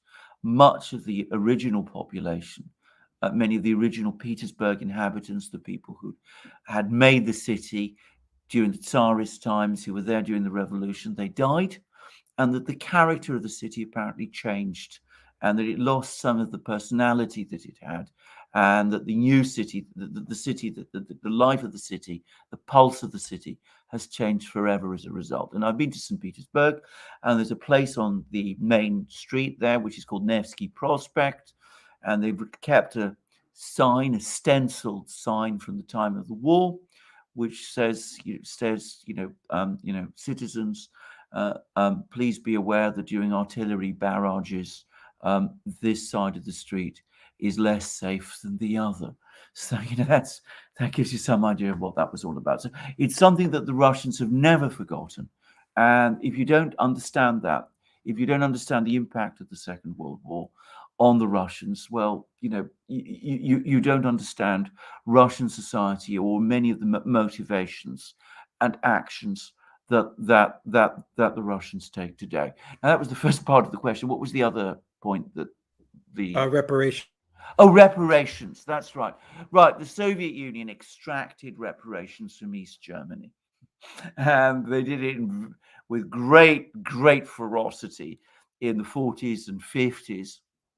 And then when it became necessary to build up East Germany, especially after 1955, because of the decision at that time, in that year, to create the Warsaw Pact, the reparations ended. But as a result, they did get quite a lot from East Germany, and they took, whole factories and things.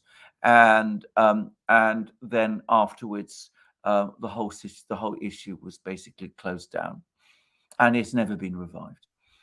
All right. Joseph says, your excellent comments are much appreciated as we proudly watch our Canada-wide convoy. God bless. Yeah. Thank you very much, Joseph. And we're all watching that convoy. The whole world is watching. Martin says, living in the south of Ireland and the power. Oh, I read that. And the power went out. That one I read already. Bromwell, thank you very much for your super chat. Let's see. Nitzewich says, I heard Russia has planned a large maneuver for their nuclear troops. Is that true? Yeah, it is. Absolutely. In which way is this part of their plan for rising tensions? Well, it is. It does rise. It does increase tensions. Because, of course, every time the Russian nuclear forces are placed on an alert as part of a maneuver, the US obviously has to place its surveillance people and its nuclear forces on alert as well. So the Russians can do this all the time. They keep the Americans jumping. And, of course, the more those nuclear forces build up, the more difficult for the United States it becomes. Now, bear something in mind. There is at the moment restrictions, limitations on strategic nuclear forces between Russia and the United States. But there are no analogous restrictions on Chinese nuclear forces. And they're going to start increasing all the time in number and quantity. And because the US is tied through the START treaty, which Biden agreed to extend with Putin at the beginning of last year, the Chinese basically have a clear road to keep on building up their nuclear forces. So the US has to worry about that. But the other thing is that some of these new weapon systems that the Russians are bringing into service, like the Poseidon nuclear submarine drone, the Boris Johnson cruise missile, they're not apparently covered by the existing strategic arms treaties, the new START treaty. So the US is going to find itself facing a nuclear buildup, which it has no real obvious counter to, a nuclear buildup by China and a nuclear buildup by Russia as well. Thomas Gibson, thank you for your super sticker. Very much appreciated. Thank you, Tim Gibson. Sorry, Tim Gibson. Thank you for that very much. Rich says a continuous border connects Iran, Central Asia, Russia, China, North Korea with landlocked Caspian Sea, a solid combine to counter American aggression. Absolutely, with colossal resources, Chinese manufacturing, Russian energy, Russian food production, Iranian energy. I mean, it is a massive potential economic bloc, self-sustaining with massive resources, fully able to challenge the collective West. It's analogous in terms of potential power. We always must remember that, in history, things don't always work out exactly as one imagines. And, there's always a possibility that something could go wrong. But potentially, it is comparable to what happened in the 19th century with the United States, where the United States was also this continental economy, self-sufficient in energy, food, raw materials, technology, industry, protected by the oceans. And of course, that enabled the US to build itself up and become the dominant power of the 20th century. Well, Eurasia is coming together in similar ways. Interesting analogy. Henry Walker says, how will interest rate hikes affect stocks and crypto? Very good question. I'm going to leave the topic of crypto to Alex to be straightforward about this. I mean, I find it difficult to understand very much about crypto, to be honest. But stocks, logically, if interest rate hikes take place, you should see stocks fall. And so they should, because they're extremely overinflated. There is a bubble in parts, not every part, but in many parts of the financial system. And I should add also in some parts of the property the property systems as well. But of course, what will happen is at the moment, it looks like there's going to be real problems in the stock markets, in the property bubbles and all the rest.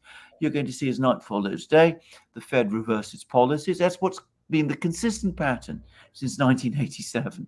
And they're going to start reflating all those bubbles again. And that, I suspect, is going to go on for a while. And it will continue like that until we eventually get an administration in Washington that grasps the nettle, that understands that these policies, even if they don't lead to an outright crisis, are diverting investment away from the productive parts of the US economy to its speculative, frothy parts, and are the reason why US productivity rates, the improvements in US productivity, which used to be sky high, why that's actually been sagging until an administration comes in with a mandate and a purposeful flat plan to deal with that.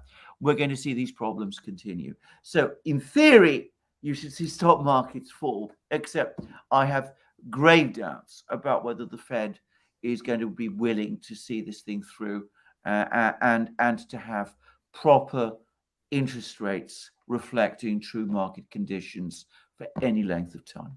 Crypto, Alex, you not yet, and not financial advice. Crypto, anyone that says they know what's going to happen with crypto, they have no idea. No one knows. No, of course no one knows. It's taken a big hit. Some people say we're in a bear market. Some people say it's temporary. No one knows. Yeah. No one knows. The only thing I always say about myself is, if you're going to invest in crypto, I look more long term than short term. So yes, I'm going to add one penny's worth, which is I wonder whether this thing has been to some extent again orchestrated. I say that because I noticed that the IMF was coming along to El Salvador and saying, you're going to pull out of crypto, stop having Bitcoin as legal tender. And is that just chance that they've come up with that at the same time that crypto is being hit? Perhaps. I mean, I don't know. I'm not an expert on crypto. And by the way, just to repeat what Alex says, we can talk about macroeconomics here, but we're not giving any market advice. We're not able to do that. I certainly haven't got those skills.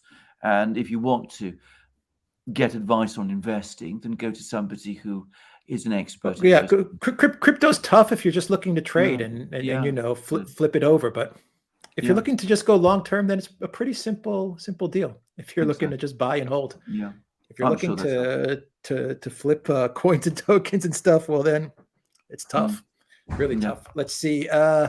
Lurlos sends a $5 super sticker. Thank you very much for that, Lurlos. And John says, a bit off topic, but with the Winter Olympics in China coming up, in China, are they using the same game plan as the World Cup in Russia?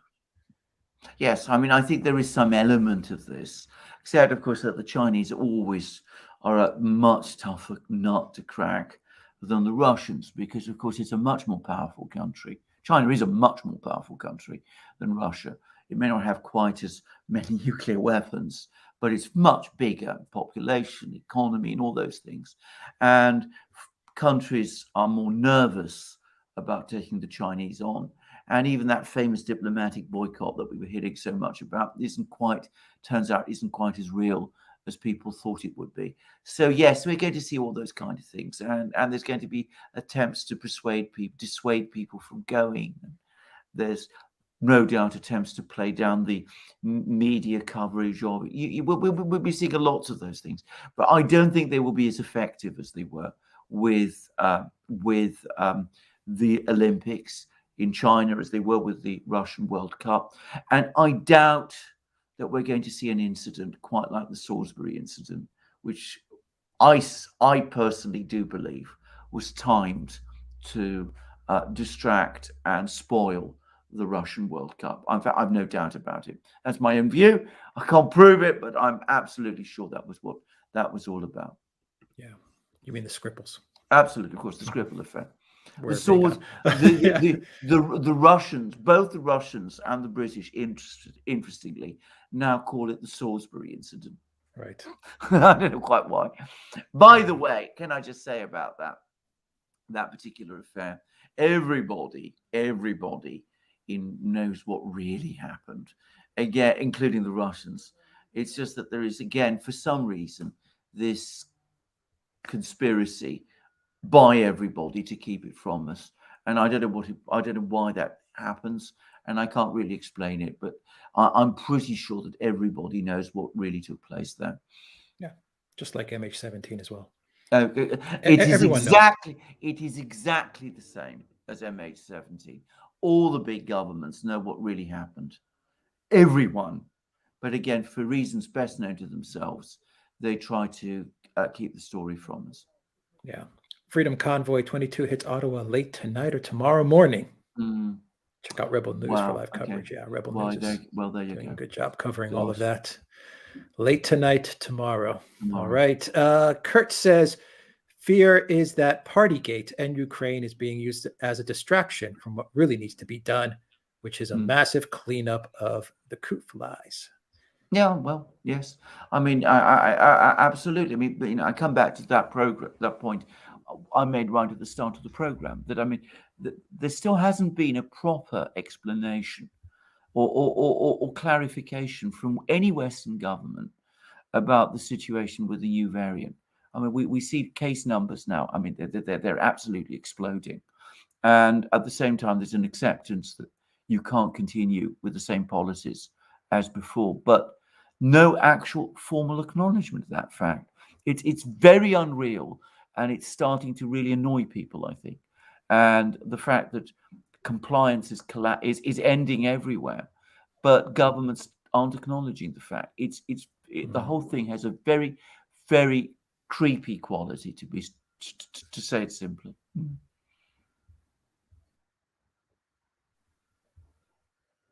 Alex, hello. Yeah, sorry, lost you. I'm back. Oh, I'm really? back. Oh, really? Oh, really? I'm back. I got it. I got it. You got it. I got Okay. it. Yeah, I got it. Where am I here? Zach says, finance podcasts increasingly ponder economy, coof, all sabotaged on purpose. What is going on? Found you from Max Grayzone. Epic depth and coverage. Oh, interesting. Okay, well, I'll certainly look it up there. I haven't been to the Grey Zone for a while, by the way. I mean, it's so much to read.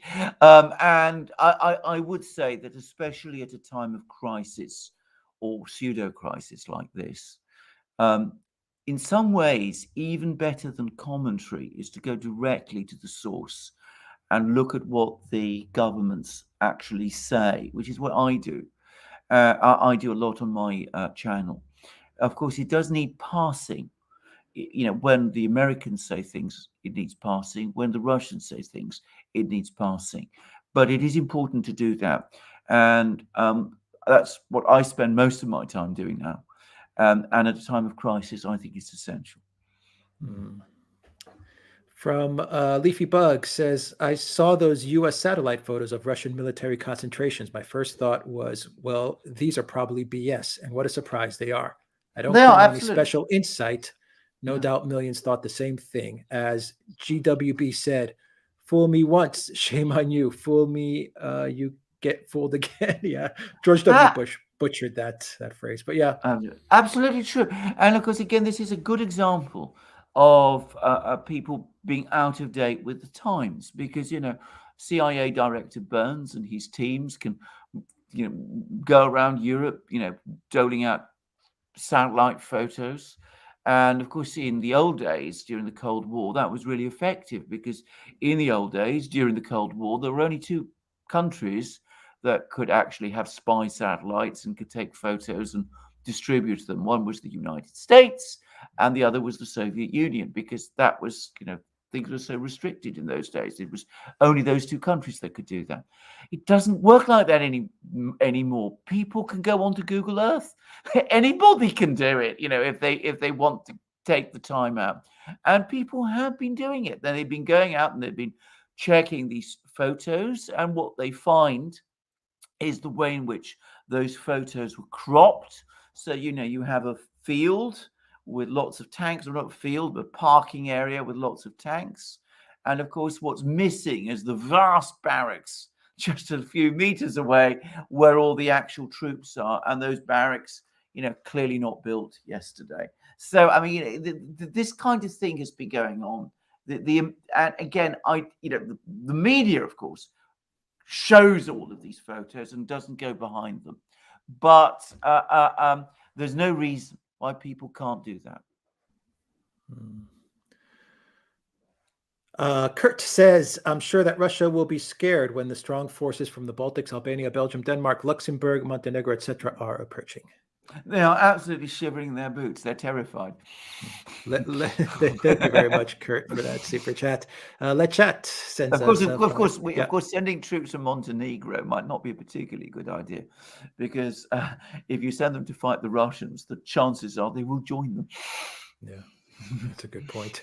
Thank you, chat, for that super chat. Let's see here.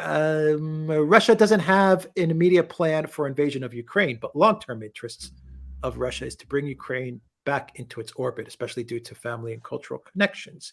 Hearing from a Russian friend somewhat high up has been that they can't let it go too long. What do you think Russia's longer-term goals are with Ukraine?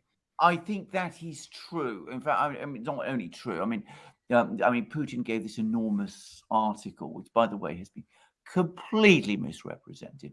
But he made essentially that very same point. He said that sooner or later, one day, and not very long, Ukraine will re-enter into the Russian world, or the Russian orbit, or the East Slav world, or whatever you want to call it, because the cultural, historic, economic, familial connections are so overwhelmingly strong that they will ultimately override whatever sort of attempt to pull Ukraine away there are.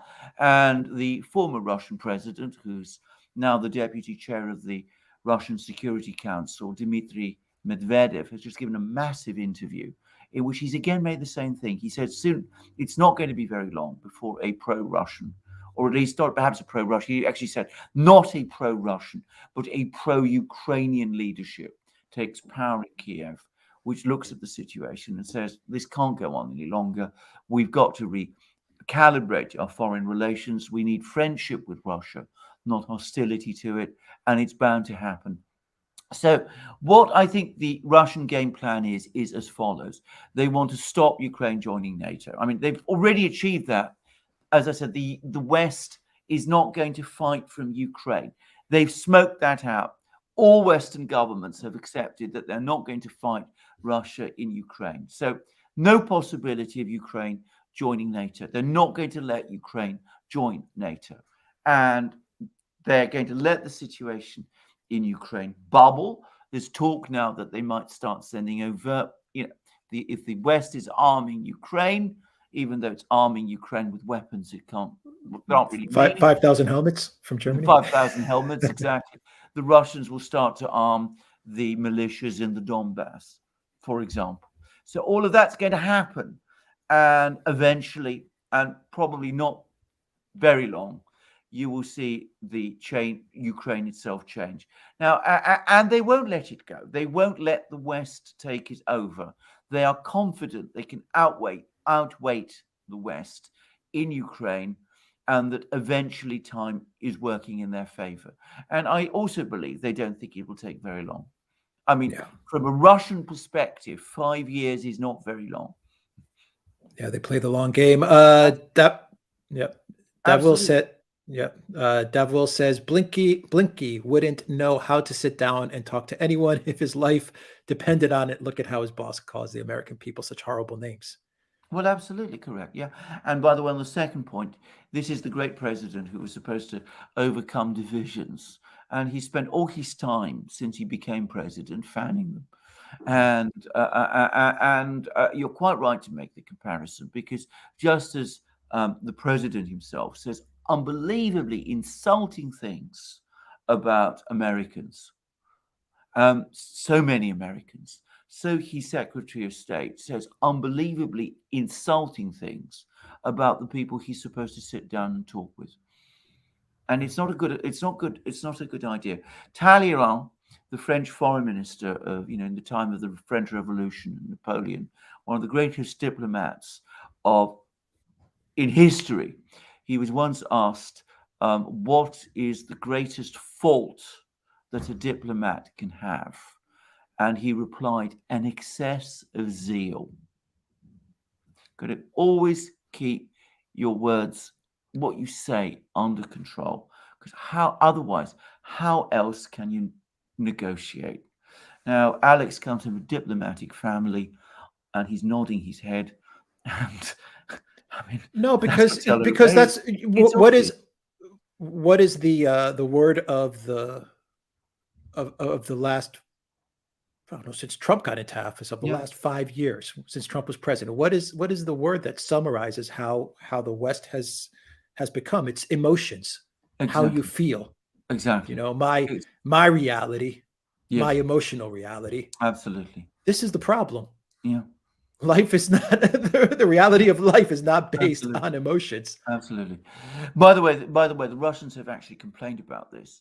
They've said that sometimes when they sit down and negotiate with American diplomats, they are astonished by the coarse language that some American diplomats used. I think that refers, by the way, to Newland rather than Blake. But anyway, they're all cut, it seems to me, from the same cloth. Yeah, they're ideologues, and they're Yeah. emotional ideologues. Yeah, absolutely. Neurosurgery Highland, thank you very much for your super chat. And let's see here. Shifu Ugarichi says, didn't the Russians approve a BRI project to build a road all the way from Western China to European Russia? Yeah, absolutely. And there's more projects coming down the road. And apparently there's talk now about high-speed railway links, connecting central Russia to China. So, we're going to see lots more of that going on. And by the way, coming back to Alex's point about, how driving Russia away and pushing it towards China. Originally, when the Russians were thinking about building high-speed railway links, it was to Germany they looked. And Russian high-speed trains so far are trains that have been designed and built by Siemens. Well, actually built in Russia, but designed by Siemens. But before very long, it'll be Chinese ones instead. Greatest foreign policy mistake in a long, long time. Tony says they can't even keep the power on in California. I am going to meet with my state assemblyman and senator about why they can't keep the power lines underground in forested areas. They would solve the problem of power outages and down power lines, causing forest fires all over the state. Yes, if you had proper functional government in the United States, things like that would be impossible.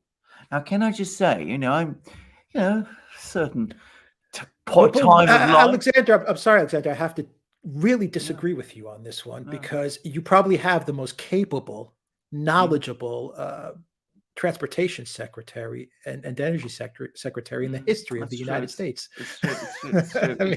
You see, all these power outages and problems in places like California, they don't exist. They're malicious rumors. They're disinformation spread by the Kremlin.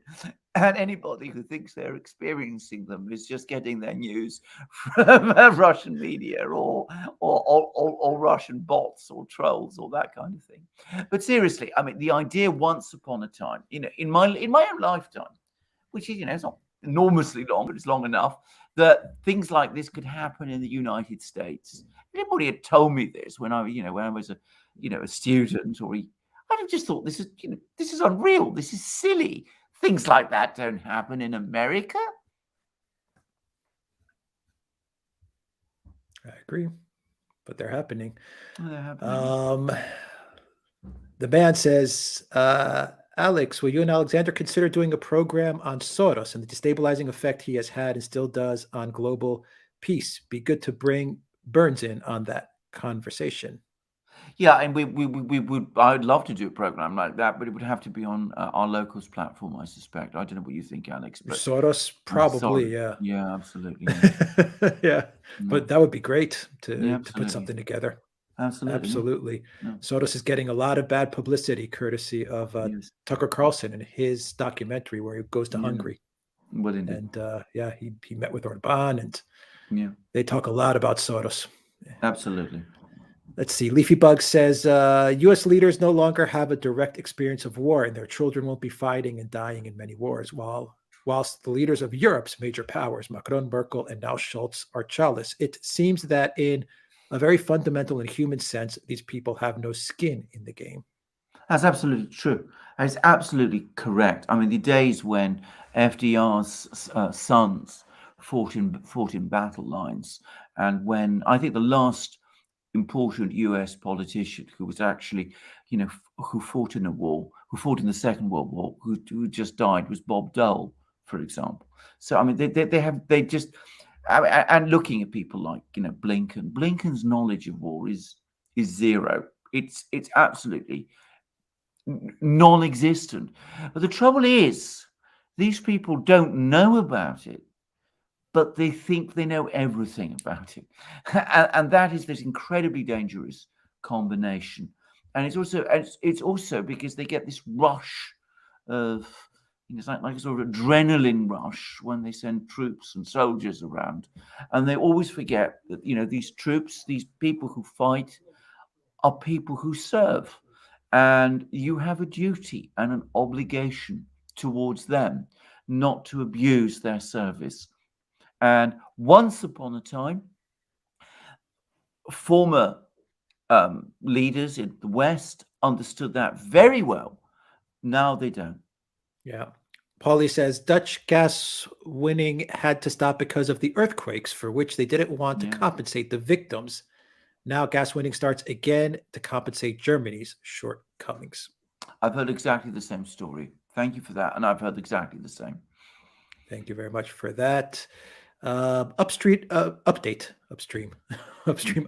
on Nord Stream 2 from Flying Board. Right. Well, the very latest update is that the subsidiary that we've been hearing so much about has now been set up, and presumably the certification process will now resume. Now, the US has linked the sanctions to Nord Stream 2 on this war taking place in East Ukraine. So if there is no war in East Ukraine, that would appear to leave the process for the certification of Nord Stream 2 open by sometime around June. So that seems to be the position. But that, of course, might mean that some people might say, well, this is what we've now got to do. We've got to start this war in eastern Ukraine because that's the only way we can stop Nord Stream 2. It's a possibility. It's a possibility. I mean, there are some people, there are lots of people in the US government who think in exactly that kind of way. Very dangerous. James Ferguson says the rhinos will get to work with Biden Inc. to create a distraction, but the majority in the USA will see through it. I agree with that. I completely agree with that. Well, look at the way in which, he's been posing as JFK. And what's happening is Putin are continuing to tank. I don't think the American people are impressed by all of this at all. I really don't. I think that they're looking at all these scare stories about war and they just shrug their shoulders. What they see are the restrictions are still in place. The attempts to impose the mandates are still in place. The inflation is rising. The prices are rising. The situation of the economy is not good, despite, the president saying it's the best that there's ever been. And I think that people are seeing entirely right through this. One of the big mistakes that people in power make, leaders make, people like this, not all leaders, but many leaders make, is that they completely underestimate the shrewdness of people and the capacity of people who may not be involved directly in the political process to see through bullshit. Yeah, I agree. I think America is just, they want none of this Ukraine nonsense. Absolutely not. None of it at all. Yeah. Valley S is in the house. Good to see you, Valley S. And Valley S' super chat says, it is time for us to do what we have been doing. And that time is every day. Wise words from Kamala Harris. Yeah. Thank you. Is she going to be the black woman who Biden is going to nominate for Supreme Court? Yeah, that's one of the theories, but I don't think so. No, I don't shift her from vice president to the Supreme Court. No, I don't think so either. Can you imagine that? God help us if it happens. Yeah, God. Sparky says, to modern elites, people are merely worker bees. Yeah. A lot of them. I mean, there's a strong element of that. If you listen to Klaus Schwab, sometimes, I mean, that's very much his. Yeah. You will own nothing and be happy. Yeah. Happy, exactly. Yeah. And ant colonies, presumably, he's ideal. that's the kind of civilization he wants us all to live under. Yeah. Who elected that guy king of the world? Yeah, indeed. Hunger says, thoughts on switching to entropy super chats, more characters for audience, bigger cut for the channel, less money to YouTube. I'm not familiar with entropy super chats, but I will definitely look them up. Hunger, definitely. Thank you for letting me know about that. Amrit says, Russia has people like Alexander Prokorenko in their army, diehard soldiers, great from times of Russian Empire to Soviet Union to Russian Federation. Yeah, I mean, we mustn't get into making the mistake of saying that the Russians are 10 foot tall. I mean, they've got some very, very tough, very good soldiers, some extremely tough, very capable generals. They train extremely hard. Once upon a time, the US military was fully a match for them. And there are many, many people who serve in the US military especially, who are as good as any in the world, in my opinion. But overall, and in Europe and in Ukraine specifically, there is no question at all. The Russians have the West completely outmatched. They wouldn't be able to project power, say, in the same kind of way in, say, West Africa or Latin America. But on their own borders, they can bring overwhelming force to bear. Russia is optimized. Their military is optimized to defend Russia. It's not optimized to go off to some far off land and fight there. It's optimized to protect their national interest. Exactly. As by the way, the US is also should be, but that's another story. Another story, yeah. Yeah. For right now, it's all about Ukraine's borders, Alexander, yes. not the USA's borders. Well, that's right, and Tucker makes that point. He makes that point, and that's one reason that they're so angry with him, because I'm sure that cuts through. Absolutely, it's very easy to understand. It's completely logical. Absolutely. I mean, what he's saying makes 100% sense. Absolutely, exactly. Of course, it does. Yeah. By the way, just to quickly say, it's also been repeated by some people here in Britain, because of course we have similar problems that we can't control movement across the channel, but and it's not appeared, of course, in mainstream media, but you do hear and hear some people. We covered it. We covered it when the border crisis was going on. When the border dispute was going on between Belarus and Poland, we mentioned many times that while you have 2,000-3,000 people in this border dispute between Belarus and Poland, you have 20,000-25,000 crossing over into the UK. Exactly. And Boris, what did Boris do? He sent military to Poland to deal with Belarus. To deal with Belarus, exactly. Yeah. Yeah. So I mean, people see these things. Of course they do. They see these things and they say, "What the hell's going on?" Exactly.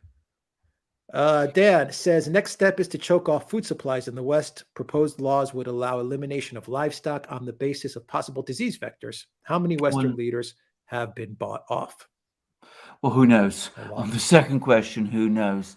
Now, I ought to say on the question of food supplies, I've been getting a whole series of articles from a certain person who seems well informed about this, who says that because of the shortages in gas stocks, there isn't enough chemical fertilizer, and that's going to affect food prices severely as 2022 works its way through. And I'm afraid that may be right.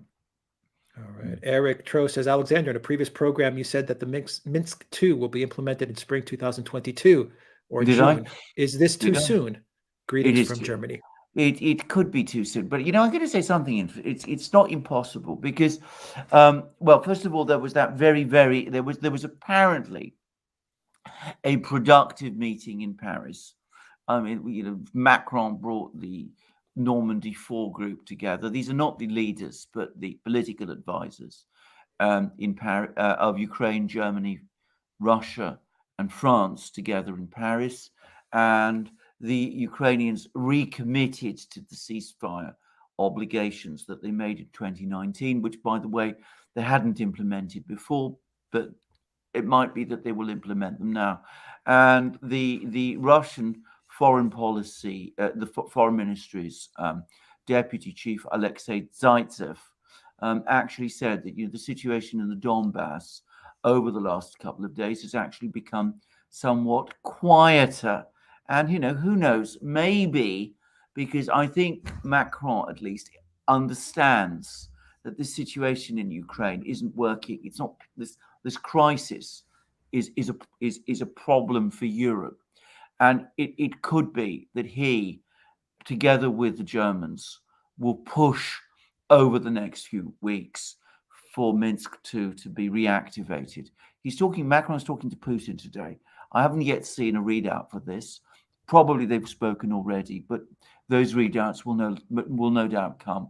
So maybe this will unblock the diplomatic logjam on this. We'll just see. Rich says, just to add, Russia also uses Pendolino high-speed rail from Italy, made by Fiat, Italy. Oh, well, there you go. Okay. Sleeping giant, Italy. It is a sleeping giant. Just get giant. its political act together. Yeah. Absolutely. They make a lot of stuff in Italy. A lot of They stuff. make and with tremendous flair. Yeah, I mean, I you know, agree with you. I mean, amazing engineering as well, but also they bring to it tremendous design flair. Yeah. Sparky says, off topic, heard leaked email shows Hillary was directly involved in killing Gaddafi. She was adamantly against African unity. No wonder she allowed pro-African unity ambassador Stevens to die.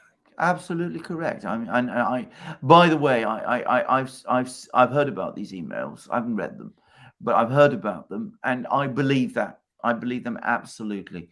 And she made that utterly grotesque joke. We came, we saw, he died. He died. I know exactly, which was, I mean, that alone disqualifies her, in my opinion, from ever being president of the United States. It's extraordinary. She shouldn't be anywhere near. Exactly. Yeah.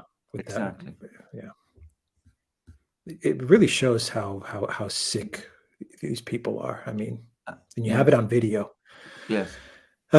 Sparky says Felix Rex, aka Black Pigeon Speaks, reported on it. On Sparky, let me know in the chat which story Felix Rex reported on. Great channel, Black Pigeon Speaks. We've been on there. Alexander, you were on there as well. Absolutely. Excellent channel. He excellent channel. Yeah. Brilliant commentator. Yes, brilliant commentator. Very well made videos as well. Very well made videos, and of course he also has the insight of being in Japan and can give a good idea of what's going on there too. Yeah, which is an interesting country which we don't talk enough about. Yeah. Kurt says, Alexander, when you get questions about how to invest with this economic uncertainty, just say, follow the stock picks of Nancy Pelosi. That's so true. That's so true. That was great. You are so, but that's so wise. That's so right. I mean, why worry about, trying to work it all out yourself? I mean, Nancy is the greatest investor in the history of time. She is. I mean, she is. I mean, she has this genius for picking all the right stocks. The funny part is that she is. Yeah. How in God's name she knows what's going to happen? I have no idea. Well, I know. It's almost as if she had some sort of second sight and had some kind of inside knowledge on these things. But no, not Nancy. Not Nancy, of course not. Inconceivable. Oh my God! Would never suggest such a thing. Yeah, Kurt, that's a great comment. Well, remember, guys, DuranTV.com. DuranTV.com. We have all our videos just playing 24 hours a day. Yeah. DuranTV.com. Check it out. Very, very cool setup. Let's see. Flying Boar says Poland is talking to China after having problems with the EU. What's the update on that? Smart move by Poland. It is a smart move. It's a very smart move. And if they really want to spook the EU, they should start talking to Russia as well, though they can't quite bring themselves to do it. But it is a smart move. One day, the Poles will get their act together. And at that point, when they do, when they start playing with all 64 pieces of the chessboard, the diplomatic chessboard, they will then become a force because they're in a really strong potential position in Europe, but they're not playing it well because they got this massive Russian hang-up, which is getting in their way. Yeah. When I was in Poland, I was very, very impressed. My last trip to Krakow, very impressive city, very impressive country. Let's see here. K1 FH says, agree, Alexander, go to the source. Don't rely on an analysis on right or left. Yes, certainly not on right or left. I mean, you do get some exceptional analysts. I mean, whom I read from time to time. I mean, I read Scott Ritter. I mean, I mentioned him several times, but I think on military matters, he's very interesting. Ray McGovern, I think, is a good analyst. There's some very good people on US domestic policies. You can't just confine yourself to primary sources. But on international affairs, there's no substitute. Even when governments lie, they're giving you information. Because of the way they lie. They tell you things about themselves by the way they lie. And that is, if you analyze and think it through carefully, you learn an awful lot that way. Yeah. There's no substitute for it. Yeah, even when they lie, they're giving you information. That's a good quote. Godspeed says, do you think Russia would seriously consider locating missiles in either Cuba or Venezuela to force the U.S. to back down NATO, which they run? They're playing with the Americans on this. Putin had conversations just the other day with both the Cuban president, whose name I can never remember, and with Maduro, who's of course the president of Venezuela. And they've also had discussions recently with Nicaragua. In practice, I don't believe it's going to happen. The Russian ambassador to Venezuela actually said, we're not going to set up bases in Venezuela. It's actually prohibited by Venezuela's constitution. So it's not going to happen in Venezuela, and it isn't in anybody's interest to do that.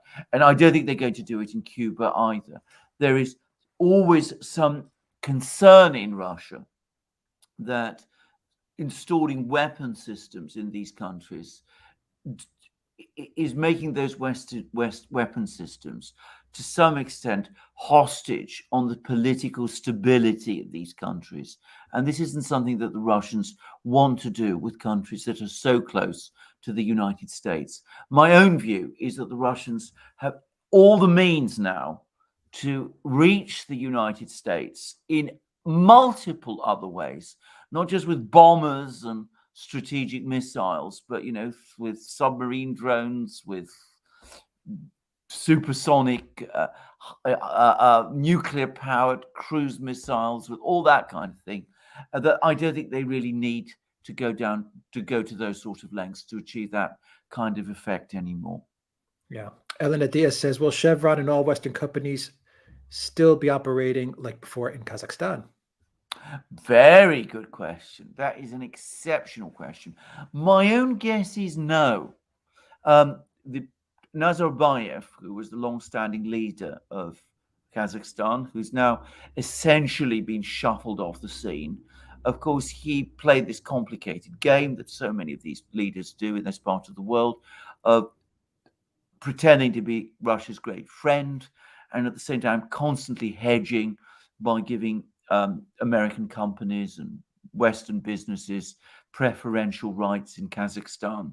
I think the new man, Tokayev, is much more attuned to Eurasianist thinking. He's much closer to the Russians, much closer to the Chinese as well.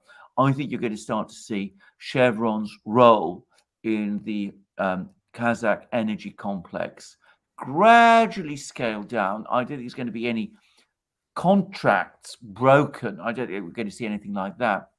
But I'm pretty sure we'll be seeing Gazprom and Rosneft, the Russian companies, and the Chinese companies start to move into Kazakhstan on a much bigger way from now on. Yeah. Sparky, who said, to modern elites, people are merely worker bees, then says, and modern elites are poor beekeepers. Well said, Sparky. So true. So well true. So Sparky's well on fire today. Happy Zorro. Thank you for your $10 super chat as well. And let's see here. Radovid says, Obama, Clinton, Blinken are scared, angry. Don't you project something human on those creatures? That is very true. I mean, but that they are very angry. By the way, people who are frightened tend to become extremely angry. I mean, that's always a thing to consider. And Blinken has at times appeared so angry that he's been almost incoherent, and Nuland as well, by the way. I mean, Nuland made some extraordinary comments about Nord Stream 2 just the other day, in which, again, she seemed incredibly angry. Of course, angry people, frightened people can do desperate and reckless and stupid things. And if they're not particularly clever to start with, they're even more likely to do stupid things. At no point in any one of our programs have Alex and I denied the underlying danger of the situation. Yeah, that is the danger right there. Absolutely. Yep. Yeah. Zach Boyle says Scott Horton's Daniel Ellsberg terrifying interview. No, really, I haven't seen it, but no. Definitely will. Thank you very much for that. Lars sends us a super sticker. Keep it up. Thank you very much, Lars, for that. Mikhail says, I say Pravda syndrome.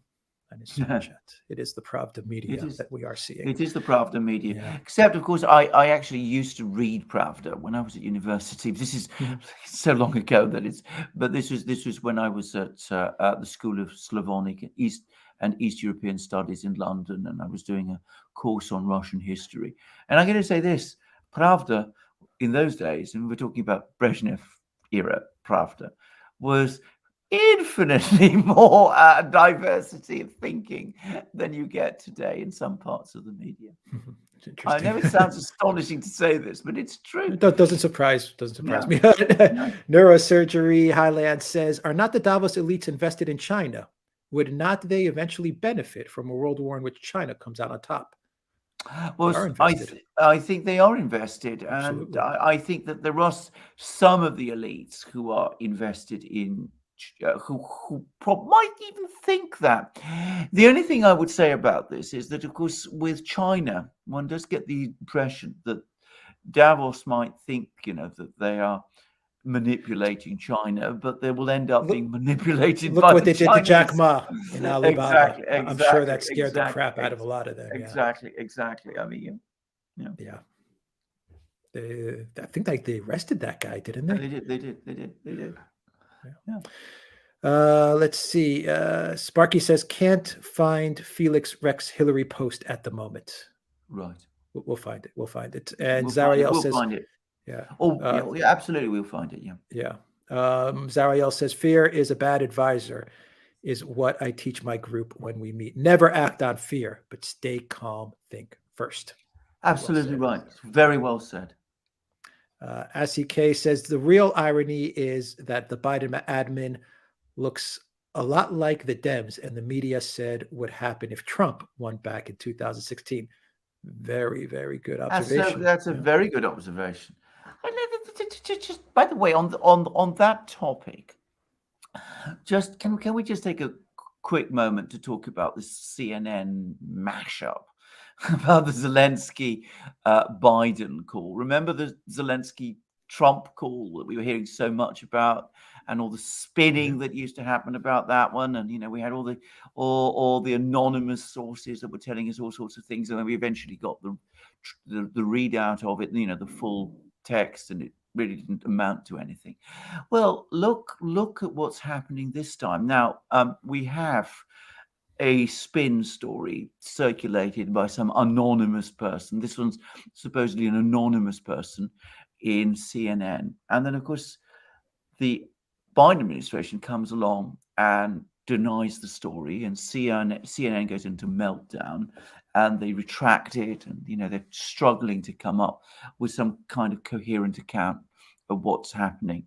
Now, if this had been Trump, if Trump had spoken to Zelensky, and CNN had run the identical story, and the Trump White House had denied it, CNN would have persisted with their original story. They'd have said Trump and the Trump White House is lying.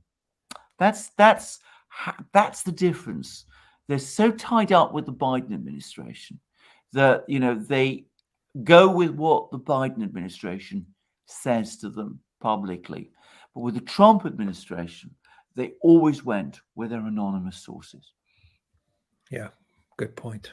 Very good point. Sparky says light armor weapons may not be so effective against Russian tanks, but in the hands of guerrillas, they can be quite annoying or provocative and can prolong conflict. They're like Panzerfausts.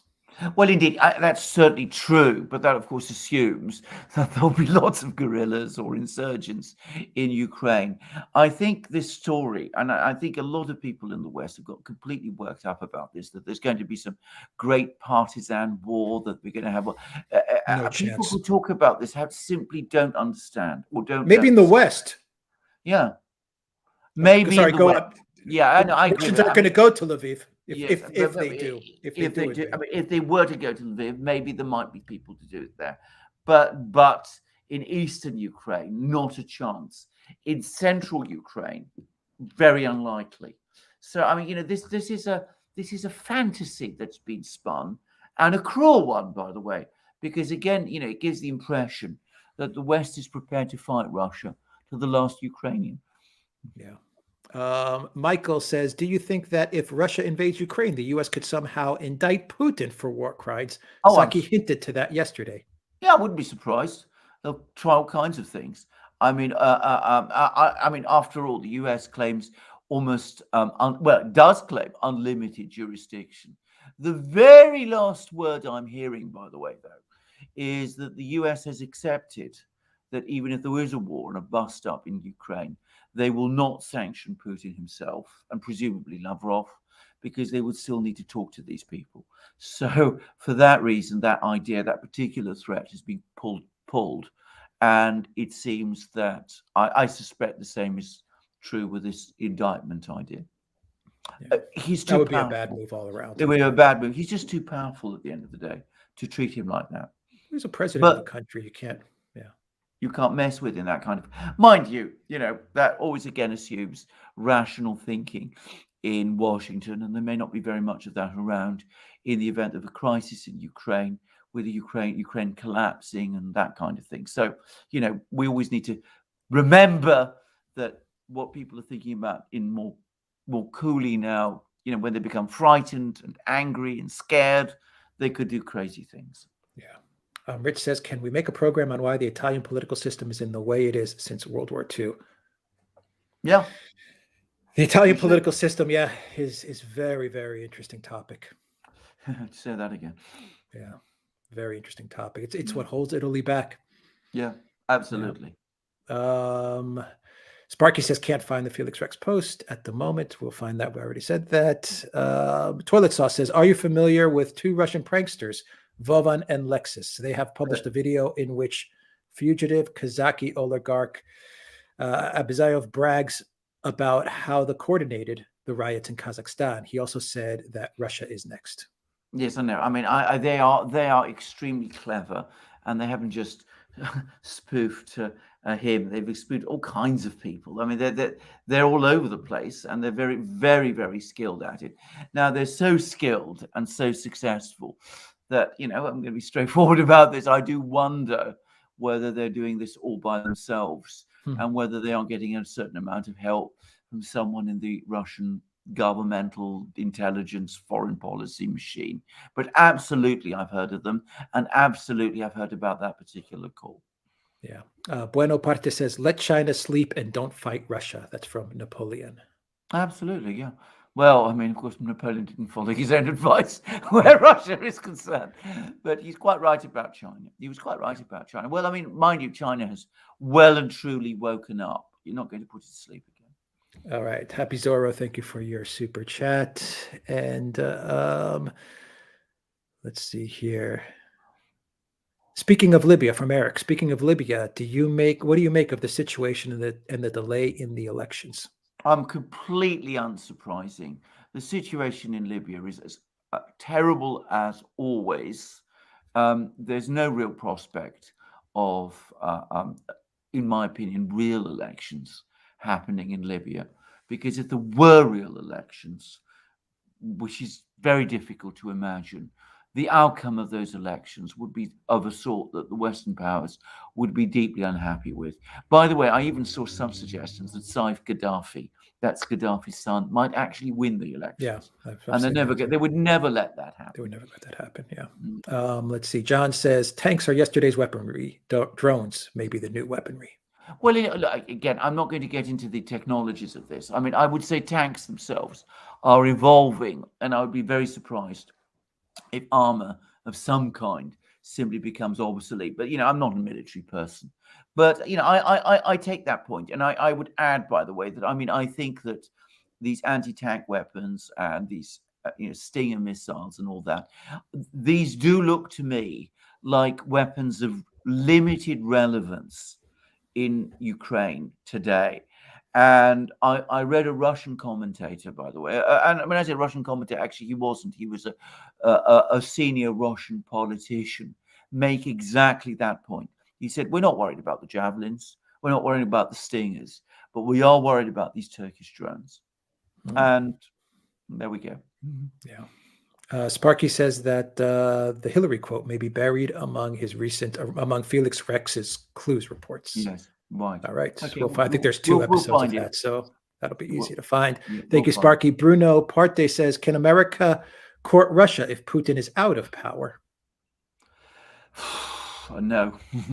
I think this is going to be the last illusion. I think the last illusion is going to be that when Putin leaves, there's going to be some kind of new rapprochement with whoever takes over from him. My own guess is that whoever takes over from Putin is going to be either the same as Putin in these kind of policies or more hardline than Putin. Putin started as a pro-Western leader. He actually wanted Russia to join the EU. I mean, that seems amazing nowadays, but he did. Yeah. Whoever follows him will not want to go there. I agree. Let me see here. One sec, Alexander. These are screens. From Davwil says, if the U.S. weapon systems are so accurate, why is it that they take out 2 or 3 city blocks and Darth Austin saying they need to work on limiting collateral casualties? Well, they're not that accurate. I mean, and we shouldn't fall for these kind of illusions. I mean, they're more accurate than they were, of that indisputably. But I mean, they're not as accurate as is sometimes claimed. And when war begins, when fighting starts, civilians die. That's the reality of war. And it's only people like Blinken, perhaps, who fantasize otherwise and think that this can all be done surgically and there'll be minimum casualties. I mean, this isn't, none of us should fall for that particular illusion. Yeah. Denich says, Alex, the painting behind you, it's very intense. Jackson Pollock, Picasso, Russian revolutionary painters. I'm thinking, no, and it's not a Jackson Pollock. Boy, do I wish it was. It's Robert Rosen, Robert Rauschenberg. American painter. Wow. American painter. Yeah. America has had, I don't know recently, but boy, did they have some amazing artists. Oh, absolutely. Oh, yeah. Amazing artists. Yes. Yeah. Let's see here.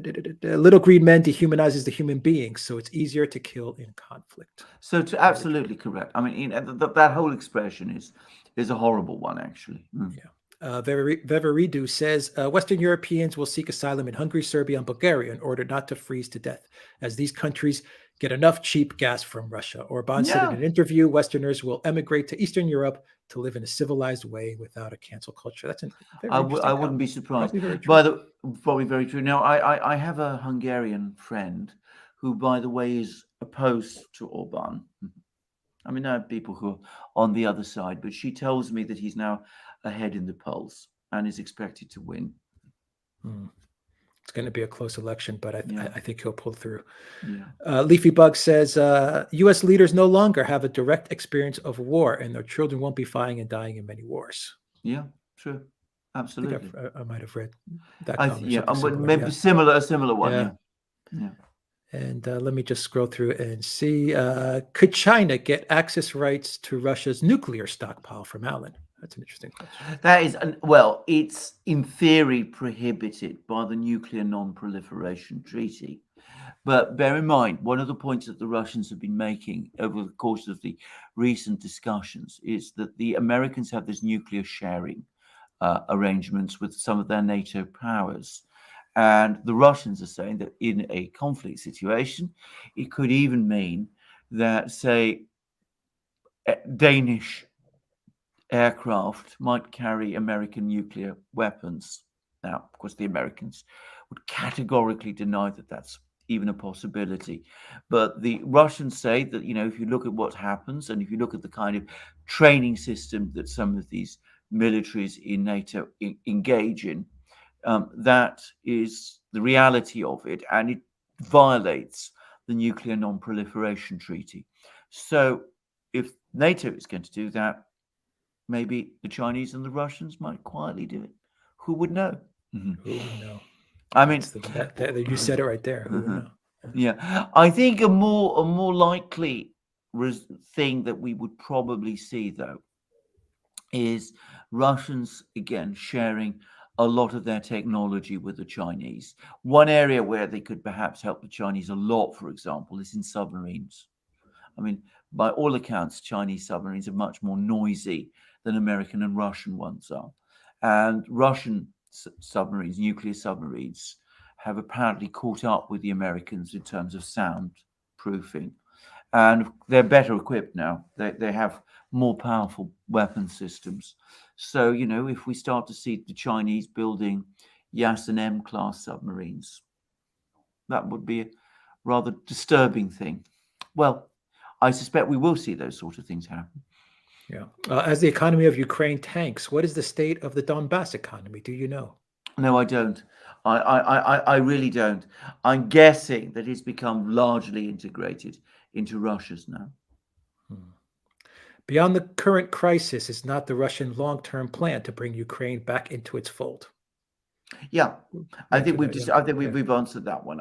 Yes. I think eventually, yes. You only need to go to this long article Putin wrote, and you will see that is the long term Russian plan. I don't think they're intending to do it through an invasion. Yeah. Let's see. Buddhaman says the Russians could possibly be helping North Korea with their submarines. I think that is extremely unlikely, actually. I think that the Russians would not want to meddle in North Korea for two reasons. Firstly, I don't think they trust the North Koreans very much, and I don't think they'd want to trust them with that kind of technology. But more to the point, I think in terms of military matters, North Korea is very much China's, backyard, and I think the Russians would defer to the Chinese on North Korean matters. Yeah. The man says Miguel Diaz-Canel is the Cuban president. You are absolutely right. I haven't really. His name hasn't lodged with me yet, but yes, absolutely. By the way, Raul Castro is still there. Apparently, he's still there behind the scenes, and he still makes quite a few of the important decisions. It seems, even though he's in his 90s. Yeah. Let me see here. Regarding Pelosi, what are the odds of winning 17 consecutive fair elections? What are the odds? Well, I mean, you mustn't underestimate Nancy. I mean, she's a brilliant investor. Yeah. She's a brilliant election winner. She's the best Speaker of the House of Representatives has ever had. She's an all-round genius. I think Kamala was trying to rip off an MLK quote, but didn't do it correctly. Yeah, I think so. I think she was trying to conjure up some MLK or Obama type of magic, and boy, did she mess up. Absolutely. Yeah. Leafy Bug says Pax Britannia would never have been possible via the strength of the Royal Navy alone. Equally important was the strategic maneuvering implemented via capable diplomatic engagement with the empire's complex and shifting web of allies and rivals. The UK has a long history of sophisticated diplomacy. Could this be recovered, or has the culture moved on? The culture has moved on. It has been entirely lost. And can I say, your point is a brilliant one. And at some point, a proper history of the British Empire and how it was really run is essential, because a lot of the British Empire was run in exactly the way you say, with incredible amount of sophistication. And the thing to understand is that the British, much of what we call the British Empire, for example, British India, the British were in direct charge of only parts of it. Many of the Indian states were nominally independent, but the British would have an official operating them, or a person who would be called the resident.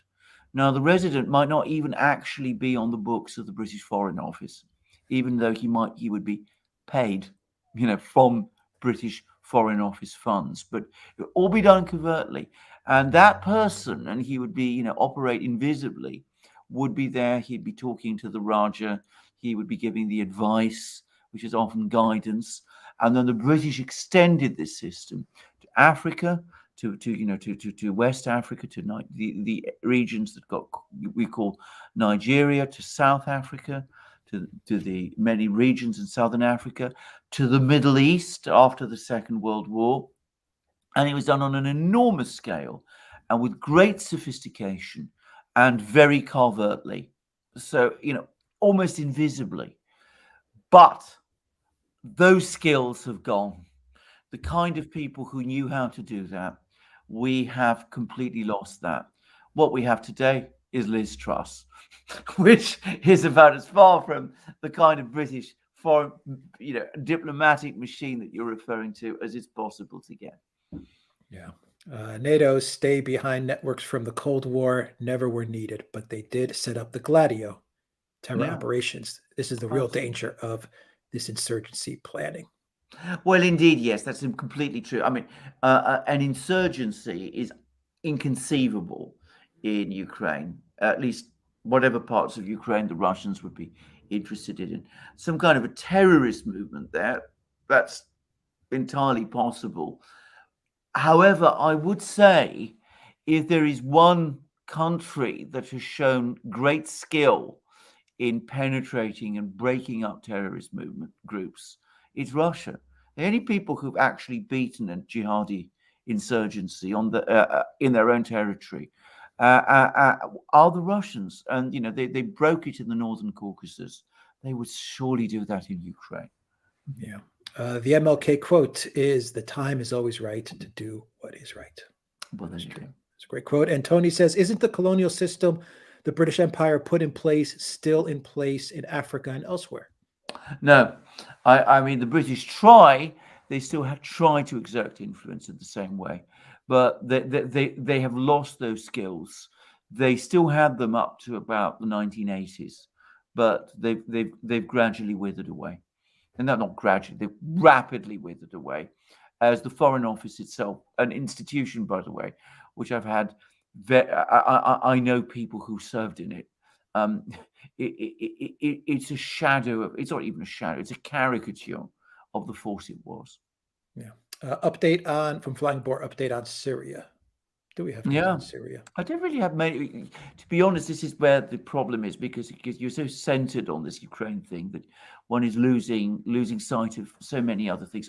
Just before we came on air, I saw a notice in TASS about how the Russians said that if there was an attempt to stop humanitarian aid reaching Idlib province, they'd see that as sabotage. And that looked like an interesting story, because I don't quite know what is the story behind that particular headline, but clearly there's something going on in Idlib. And I wonder whether that refers to Erdogan or to someone else. So we obviously things are going on in Syria. My overall sense is that the Syrian war is now definitely winding down, that even Erdogan is trying to find a way of disengaging from Idlib, that there's a kind of quiet war now being fought between the Turks and the Kurds in northeast Syria, and that the Arab states are now sincere about getting Syria back into the Arab League, and that could happen as soon as March, and that the US is pulling out. But these are things I sort of, this was last time I looked at Syria, which was a week ago, and in Syria, that's a very long time. Yeah. From the man, with the fabricated Ukrainian crisis cooking, I find myself thinking that most of the global conflicts in living memory, Germany has been at the center of it. Yeah. Can you help me answer why? Am I being unkind? No, you're not being unkind. I mean, Germany is the pivotal country in Europe. I mean, if Germany realigns with Russia and China, US position in Europe becomes untenable. So Germany is pivotally important. So you need to keep Germany nailed down into the Western system, because Germany, as I said, potentially will dominate Europe. But of course, the other problem is that because the Germans find themselves in that situation where they're so important to Europe and are a powerful country, it is always a temptation to the Germans to overreach. And that happened during the World Wars, where they thought that they could dominate Europe like that. And to some extent, it's in economic terms, it's also happened disastrously during the Eurozone and Merkel eras. So the Germans are always there, and they never know they never play their cards well. They've never had since possibly Bismarck or Stresemann in the 1920s, a political leader who's really understood how to play Germany's cards in a really effective way so as to promote peace in Europe. What's that phrase about NATO? Is the purpose Yeah, of NATO to keep it was Lord Ismay, who was the yeah. first Secretary General of NATO, who was British, by the way. And he said that NATO's purpose is to keep the Americans in, the Russians out, and the Germans down. Yeah. Very British thinking, by the way. Yeah. On that note, Alexander, I think we've covered a lot of ground. We've gotten wow. everyone's questions from the chat on YouTube, from the chat in locals, and of course our super chats, which we thank you very, very much for all of that. Our moderators, thank you very much to our moderators. Let me Valley S, thank you very much, Valley S, and Zarael, and Reckless Abandon, and Cosmic Rain, and Alan Watson. And I think that's everybody. I think so. Thank you very much to our moderators. And Rick B has a super chat which says, what would autonomy for the DPR and LPR actually look like if the Minsk agreement was actually followed? How is it different? How is it different from independence? Vote in Ukrainian elections, dual citizenship with Russia, open borders, Ukrainian flag. The ultimate plan, and if you look at the Minsk agreement and the various discussions that were happening, is for essentially a cantonization of Ukraine. So you'd have the regions of Ukraine each essentially running and governing themselves, and a central government which has a very, very limited role, and which would not be able to align Ukraine in any particular alliance system. That's the kind of structure that is being floated, and the point the Russians are making is that that's the only way you can keep this country together, because no one part of it can dominate the others. Yeah. And Elaine Maxon says, could you clarify the present state in Kazakhstan? Yeah, Tokayev is now in full control. He's managed to consolidate control. Nazarbayev has been pushed out. The protests have ended. The violence has ended. There's still a lot of security forces apparently there. The Russian troops have all pulled out, and there's going to apparently be a summit meeting between Putin and Tokayev.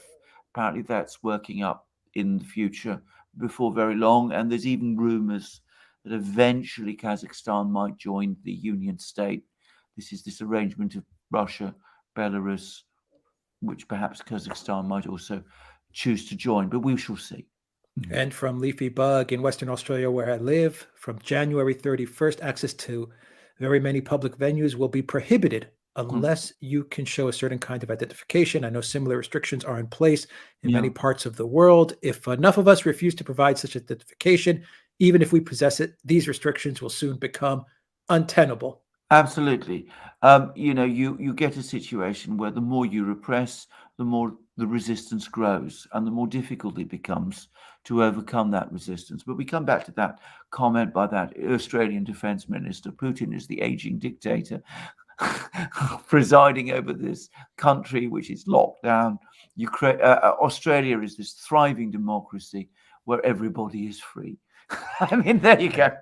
And with that comment, we come full circle as well to the convoy in Canada as well, which is where you see the truckers who are saying, no, we're not going to put up with this stuff. Absolutely. And, people always ask me about books. This isn't a book I actually particularly recommend because I think it's been somewhat overtaken by events. But way back in the 60s, there was a book that was published in Germany about the German policy in the run-up to the First World War. And its title was The War of Illusions. In other words, Germany at that time had become so completely wrapped up with narratives, unrealities, all those sorts of things, that German policymakers were no longer making decisions based on reality. And it was a war. The war came because the Germans became trapped in their own illusions. Does that remind anybody of it, of the situation today? The writer of that book, by the way, was a man called Fritz Fischer, and it was an enormously controversial book when it was published in Germany in the 60s. Black Tie, thank you for your £5 super chat. And Bueno Parte, thank you for your super chat. Germany wants Russia energy no matter what. I agree. Ultimately, I mean, what choice? It makes sense. You know what? I'll say this. It just makes sense. Of course it Get does. your energy from Russia. It's right there. Of course it does. Of course it does. Yeah. And it's at a good price for your citizens and your people. Exactly. Yes. Yeah. That's everything, Alexander. Any final comments? I mean, off for the weekend? it is the final comment is to come back to the original title. I mean, we have so many real problems. And instead of dealing with those problems, our leaders are chasing narratives, because it's by chasing the narratives that they hold on to power. And we need to understand that, and we need to have new leaders. I mean, that's because they're not going to change. They're as bad. They're going to remain as bad as they are always.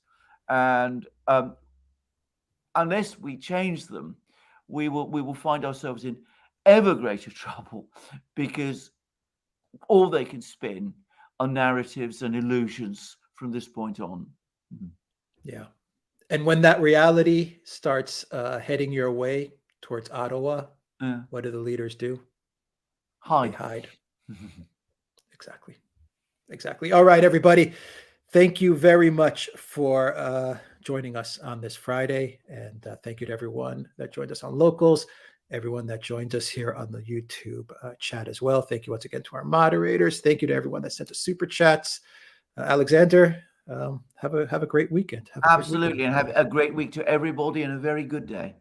You see, I've got my trusty magic mug. Good day, yes.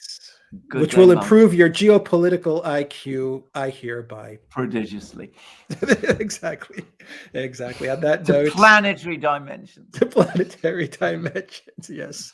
All right. Take care, everybody.